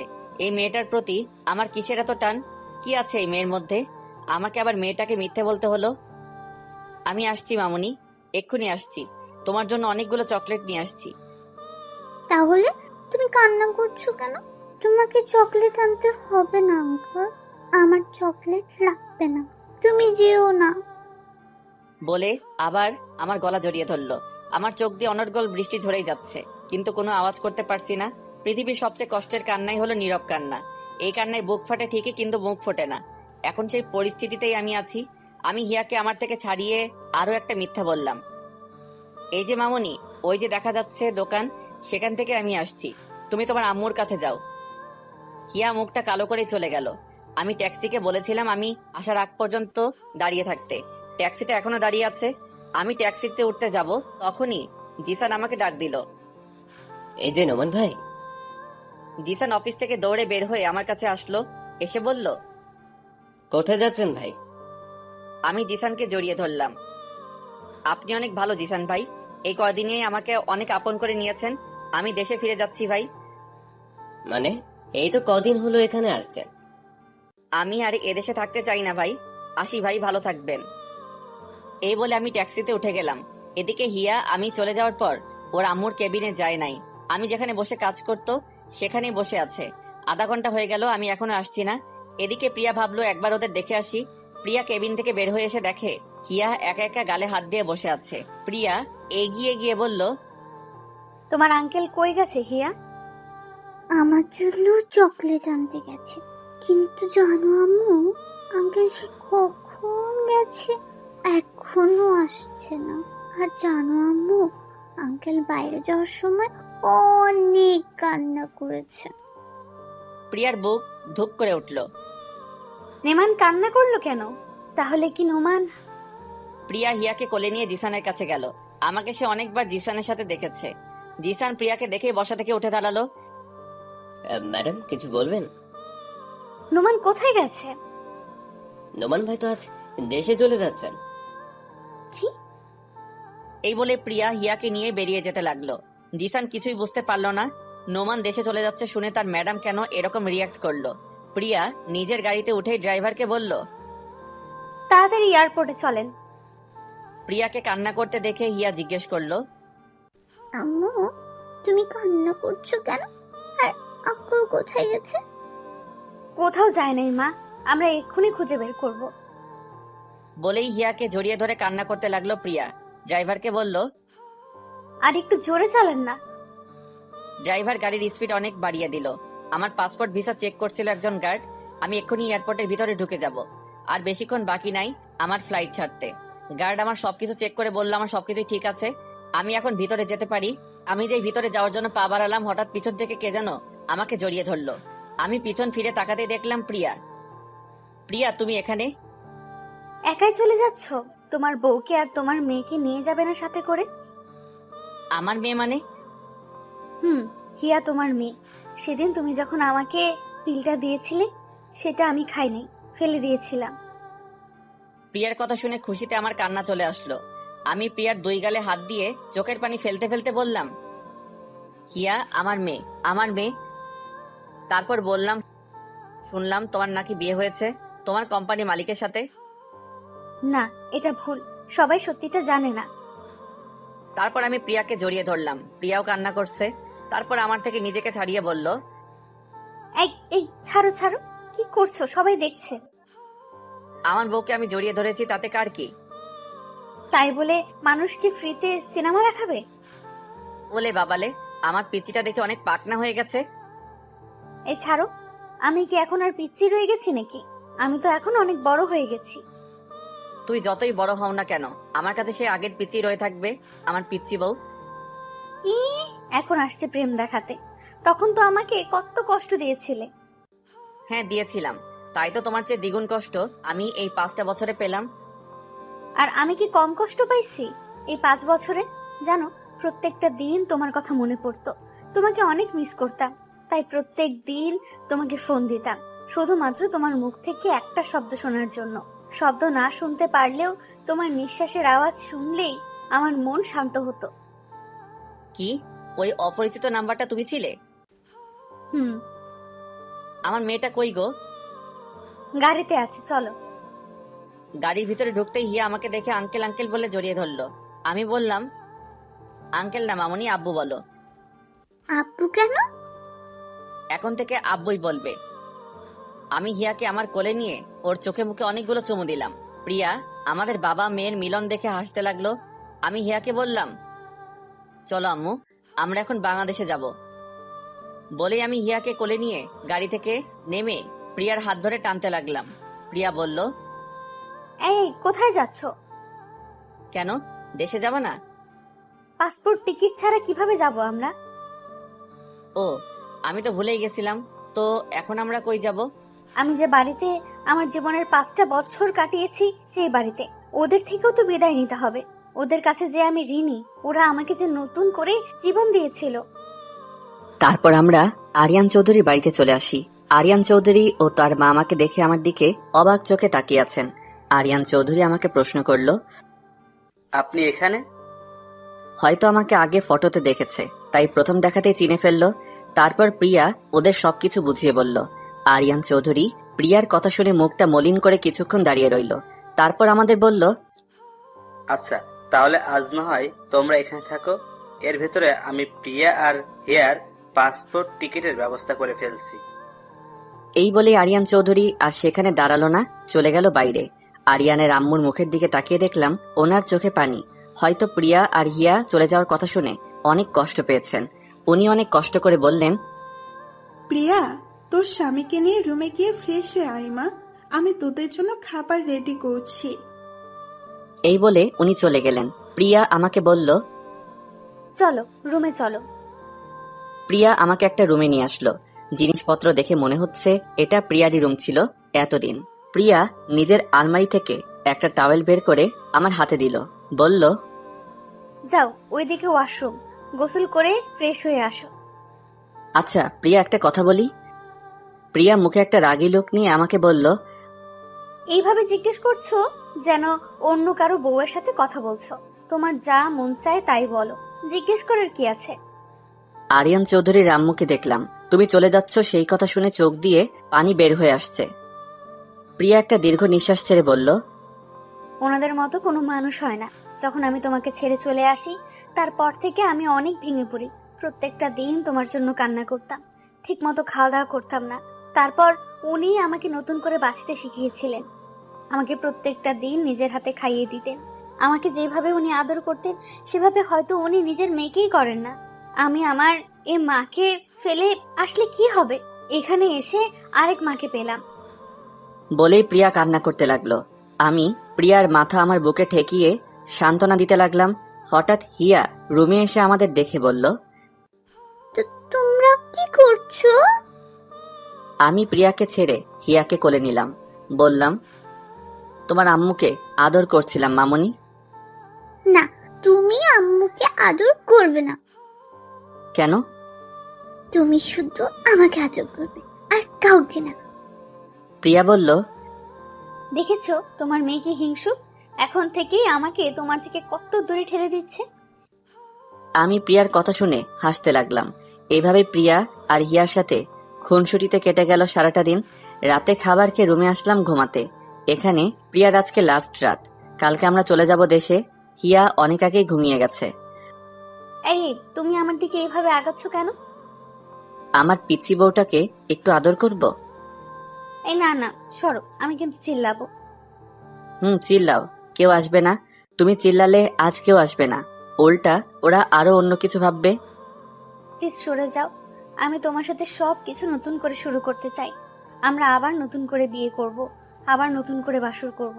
প্লিজ আজ না, প্লিজ আজ একটু শান্তিতে ঘুমিয়ে পড়ো। আমি প্রিয়ার কাছ থেকে সরে আসলাম। বললাম, শিয়ালের সামনে মোরগ দেখে বলছে শান্তিতে ঘুমাতে। বলেই আমি অন্যদিকে মুখ করে বসে রইলাম। আমার কথা শুনে প্রিয়া হাসতে লাগলো। তুমি এত দুষ্টু কেন? বলেই প্রিয়া আমার কাঁধে হাত রেখে পেছন থেকে আমাকে 2 হাত দিয়ে জড়িয়ে ধরল। আচ্ছা, একটা কাজ করতে পারো। কি? আমাকে একটা কিস করতে পারো, কিন্তু কিস করার পর অন্য কিছু করার ধান্দা করো না কিন্তু। লাগবে না আমার কিস। তোমার না লাগলেও আমার লাগবে। বলেই আমাকে ধাক্কা দিয়ে বিছানাতে ফেলে আমার উপর উঠে এসে আমার ঠোঁটে ঠোঁট মিশিয়ে দিল। অনেকক্ষণ পর আমার ঠোঁট ছাড়ল। আমি অনেক জোরে জোরে শ্বাস নিতে লাগলাম। প্রিয়াও আমার মতো হাঁপাতে লাগলো। আমি বললাম, ও মাই গড, আরেকটু হলে তো আমি মরেই যেতাম। রাক্ষসী একটা, আমার ঠোঁট কি খাবার জিনিস নাকি যে এভাবে চুমু খেতে হবে? ইস, আবার ঠোঁটে কামড় দিছে, রাক্ষসী একটা। কি বললে? আমি রাক্ষসী? আর দেখি কোথায় লেগেছে। বলেই আমার ঠোঁটে হাত দিল, বলল, কই, কিছু হয় নাই তো। হয় নাই মানে? এই যে রক্ত বের হচ্ছে, দেখতে পাচ্ছ না? প্রিয়া এবার আরো জোরে জোরে হাসছে। এই পিচ্চি শয়তান্নি, আমার রক্ত বের হচ্ছে আর তুমি হাসছো? আরে পাগল, এগুলো রক্ত না, আমার লিপস্টিক। তুই আমাকে লিপস্টিক খাওয়াইছো? এখন যদি আমার পেট খারাপ করে? কিছু হবে না, এখন থেকে লিপস্টিক খেয়ে অভ্যাস করো, ভবিষ্যতে আরো অনেক খেতে হবে। এবার ঘুমাও। দাঁড়াও, আম্মুকে একটা ফোন দিয়ে নেই। আর তুমি একটা কথাও বইল না, চুপ করে থাকো। আমি ওদের সারপ্রাইজ দিতে চাই। ফোন দেওয়ার সাথে সাথেই আম্মু রিসিভ করলেন। কি রে, তুই কখন আসবি? আমি সেই কখন থেকে তোর অপেক্ষা করে বসে আছি। আম্মু, আমি আজ আসবো না, কাল আসছি। কি হয়েছে রে, আজ আসবি না কেন? আম্মু, কাল এসে সব বলছি। আর শোনো, চাচা চাচিকে ফোন দিয়ে কালকে আমাদের বাসায় আসতে বলো। আচ্ছা। এখন রাখছি। প্রিয়া বলল, আমার কথা বললে না কেন? কালকে ওদের সবাইকে সারপ্রাইজ দিব। তোমাকে হঠাৎ দেখে সবাই চমকে উঠবে আমি জানি। আচ্ছা, এখন ঘুমিয়ে পড়ো। হুম। আমি আমার বালিশে মাথা রাখতেই প্রিয়া আমার বুকে শুয়ে পড়ল। কি হলো, তুমি তোমার বালিশে ঘুমাও। প্রিয়া নিজের বালিশটা হাতে নিয়ে নিচে ফেলে দিল, তারপর বলল, আমার বালিশ নাই। আমার বুকে আবার মাথা রাখলো। আমি প্রিয়ার কাণ্ড দেখে হাসতে লাগলাম। পাগলি একটা। তোমার পাগলি। প্রিয়া কিছুক্ষণ চুপ করে থাকার পর আবার বলল, জানো আজ কতদিন পর শান্তিতে ঘুমাতে পারবো। পাগলি, ঘুমাও। বলে আমি প্রিয়াকে 2 হাত দিয়ে শক্ত করে বুকে মিশিয়ে নিলাম। পরের দিন সকালে সবার থেকে বিদায় নিয়ে চলে আসলাম এয়ারপোর্টে। আরিয়ান চৌধুরীর বাড়ি থেকে আসার সময় আরিয়ানের মা আর প্রিয়া অনেক কান্না করছে। বিমানে বসে আছি, হিয়া আমার কোলে ঘুমিয়ে, আর প্রিয়া আমার কাঁধে মাথা রেখে ঘুমিয়ে আছে। বিমান বাংলাদেশ এসে ল্যান্ড করলো। আমি প্রিয়াকে ডাকলাম, এই প্রিয়া, প্রিয়া উঠো, আমরা চলে এসেছি দেশে। প্রিয়া চোখ মুছতে মুছতে আমার দিকে তাকিয়ে অপরাধীর ভঙ্গিতে বলল, সরি, তুমি হয়তো সারা রাস্তা একা একা বোর হয়েছ। আমার যে কখন ঘুম লেগে গিয়েছিল বুঝতেই পারিনি। এয়ারপোর্ট থেকে বের হতেই প্রিয়া জোরে একটা নিঃশ্বাস নিল। প্রিয়া বলল, কতদিন পর আমার দেশের সেই চিরচেনা গন্ধটা পেলাম, মনটাই ফ্রেশ হয়ে গেল। এখন চলো। প্রিয়া আর হিয়াকে নিয়ে একটা ট্যাক্সিতে উঠলাম। হিয়ার এখনো ঘুম ভাঙে নাই, এখনো আমার কোলেই ঘুমিয়ে আছে।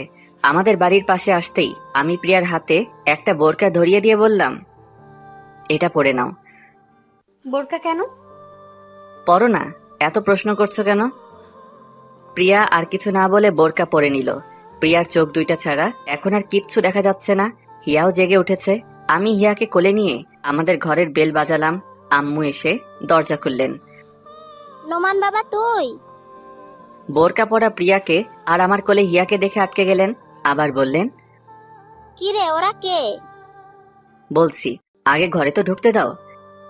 আমি ভিতরে ঢুকে দেখলাম আব্বু, চাচা, চাচি, অবন্তী, শিহাব সবাই ড্রয়িং রুমে বসে আছেন। আমাকে সবাই একসাথে প্রশ্ন করলেন যে ওরা কে। আমি প্রিয়াকে দেখিয়ে বললাম, ও আমার বউ। সবাই অবাক হওয়ার চেয়ে খুশি হলেন। আব্বু বললেন, নোমান, তুই শেষ পর্যন্ত বিয়ে করলি, এবার আমি শান্তি পেলাম। আম্মু প্রিয়াকে বললেন, মুখোশটা খোলো বৌমা, দেখি আমার বৌমা কত সুন্দর। প্রিয়া আমার দিকে তাকিয়ে চোখের ইশারায় প্রশ্ন করল, খুলবে কিনা। আমি মাথা নাড়িয়ে হ্যাঁ বললাম। প্রিয়া পিছনে হাত দিয়ে ফিতাটা খুলল। খুলে আস্তে আস্তে মুখ থেকে মুখোশটা সরালো। মুখোশটা মুখ থেকে সরাতেই সবাই চোখ বড় বড় করে প্রিয়ার দিকে তাকিয়ে আছে। প্রিয়াকে চিনতে ওদের কিছুটা কষ্ট হচ্ছে, কারণ এই 5 বছরে প্রিয়া অনেক পাল্টে গেছে। সবার চিনতে কষ্ট হলেও চাচা ঠিকই চিনে নিলেন। মুখ দিয়ে একটা শব্দ করলেন, প্রিয়া। চাচা দাঁড়াতে পারলেন না, সোফাতে বসে পড়লেন। চাচার মুখে দিয়া ডাক শুনে এবার সবাই চিনে গেল। চাচি দৌড়ে এসে প্রিয়াকে জড়িয়ে ধরে হাউ মাউ করে দুজন কান্না করতে লাগলো। চাচা এখনো সোফাতেই বসে আছেন আর চোখ দিয়ে অনর্গল পানি ফেলছেন। এবার প্রিয়া চাচিকে ছেড়ে ওর আব্বুর দিকে এগিয়ে যেতে লাগলো। চাচার পাশে গিয়ে ধপাস করে বসে পড়ল চাচার পায়ের কাছে। চাচা প্রিয়ার থেকে মুখ ফিরিয়ে বসে আছেন। প্রিয়া এবার চাচার পা জড়িয়ে হাউমাউ করে কান্না করতে লাগলো আর বলতে লাগলো, আমাকে মাফ করে দাও বাবা, আমাকে তুমি মাফ করে দাও। চাচার পায়ে মাথা ঠেকিয়ে কান্না করছে। প্রিয়ার কান্না দেখে আমিও নিজেকে ধরে রাখতে পারলাম না। চোখ দিয়ে কয়েক ফোঁটা পানি গড়িয়ে পড়ল। আশেপাশে সবাই প্রিয়ার কান্না দেখে সবাই কান্না করছে। এবার চাচা আর নিজেকে ধরে রাখতে পারলেন না। প্রিয়াকে নিজের পা থেকে তুলে জড়িয়ে ধরে হাউমাউ করে কান্না করতে লাগলেন। কিছুক্ষণ কান্না করার পর প্রিয়াকে ছেড়ে ওর কপালে একটা চুমু খেলেন। এতক্ষণ প্রিয়াকে পেয়ে হিয়াকে কেউ খেয়াল করে নাই। হিয়া আমার কোলেই আছে। আম্মু বললেন, পিস্তি মিষ্টি মেয়েটা কে রে? আম্মু, ও আমাদের মেয়ে। আম্মু খুশিতে কান্না করে দিলেন। কি বললি? ও আমাদের দিদি ভাই। আম্মু। আম্মু হিয়াকে আমার কোল থেকে নিতে চাইলেন, কিন্তু হিয়া গেল না। আমি হিয়াকে বললাম, যাও মামনি, উনি তোমার দাদু। আমার কথা শুনে এবার হিয়া আম্মুর কোলে গেল।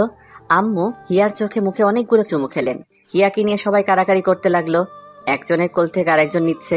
সবাই অনেক খুশি। আমি ওদের দেখে হাসতে লাগলাম। এ বাড়িতে কতদিন পর এরকম হাসি খুশি লাগলো। আমি প্রিয়ার পাশে গিয়ে ওরে কানে কানে বললাম, আমার সেদিনের ভুলের জন্য সবাই কত খুশি, কিন্তু আফসোস সেদিনের ঘটনা আমার কিচ্ছু মনে নেই। তখন আমি কিছুই ফিল করতে পারি নাই।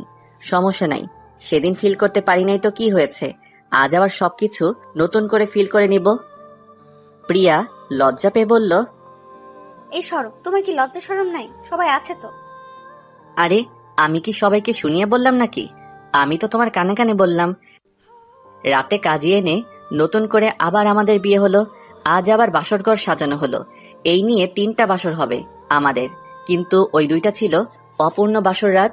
আজ হবে আমাদের আসল বাসর রাত। প্রিয়া আগে থেকে বাসর ঘরে গিয়ে বসে আছে। আমি হিয়াকে খুঁজতে লাগলাম। আম্মুকে জিজ্ঞেস করতে বললেন অবন্তীর রুমে আছে। আমি অবন্তীর রুমে এসে বললাম, ওই হিয়া কই? এই যে ও ঘুমিয়ে আছে। আচ্ছা দে, আমি ওকে নিয়ে যাই। আরে ভাইয়া, না না, ও আমার কাছে থাকুক। তুমি যাও, গিয়ে তোমার কাজ করো।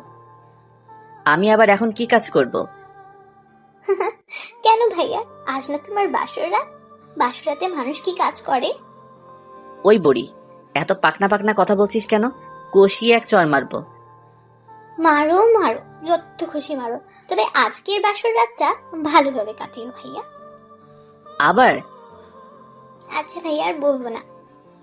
হিয়ার দিকে খেয়াল রাখিস। রাখবো ভাইয়া, তুমি টেনশন করো না, তুমি তোমার কাজ করো। খারা, তোরে তো।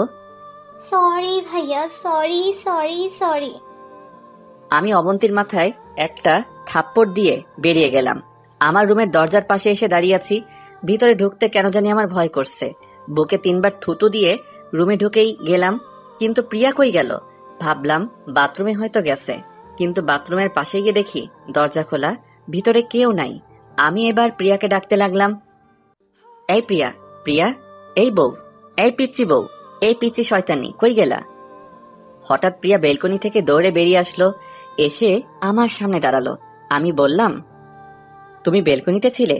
এতক্ষণ ধরে ডাকলাম, শুনলে না কেন?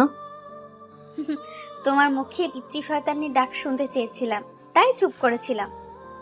ওরে আমার পিচ্চি শয়তানি রে, বলেই প্রিয়াকে পাজা করে ধরে কোলে নিলাম। আমি বললাম, ওরে বাবারে, তুমি এত ভারী হইছো কি করে? প্রিয়াকে কোলে নিয়ে বিছানাতে নামিয়ে হাত নাড়াতে নাড়াতে বললাম, আমার হাত 2টা গেল। এত মোটু কেন তুমি? উফ। কি বললা? আমি মোটু? তুমি মোটু, তোমার বাপ মোটু, তোমার 14 গোষ্ঠী মোটু।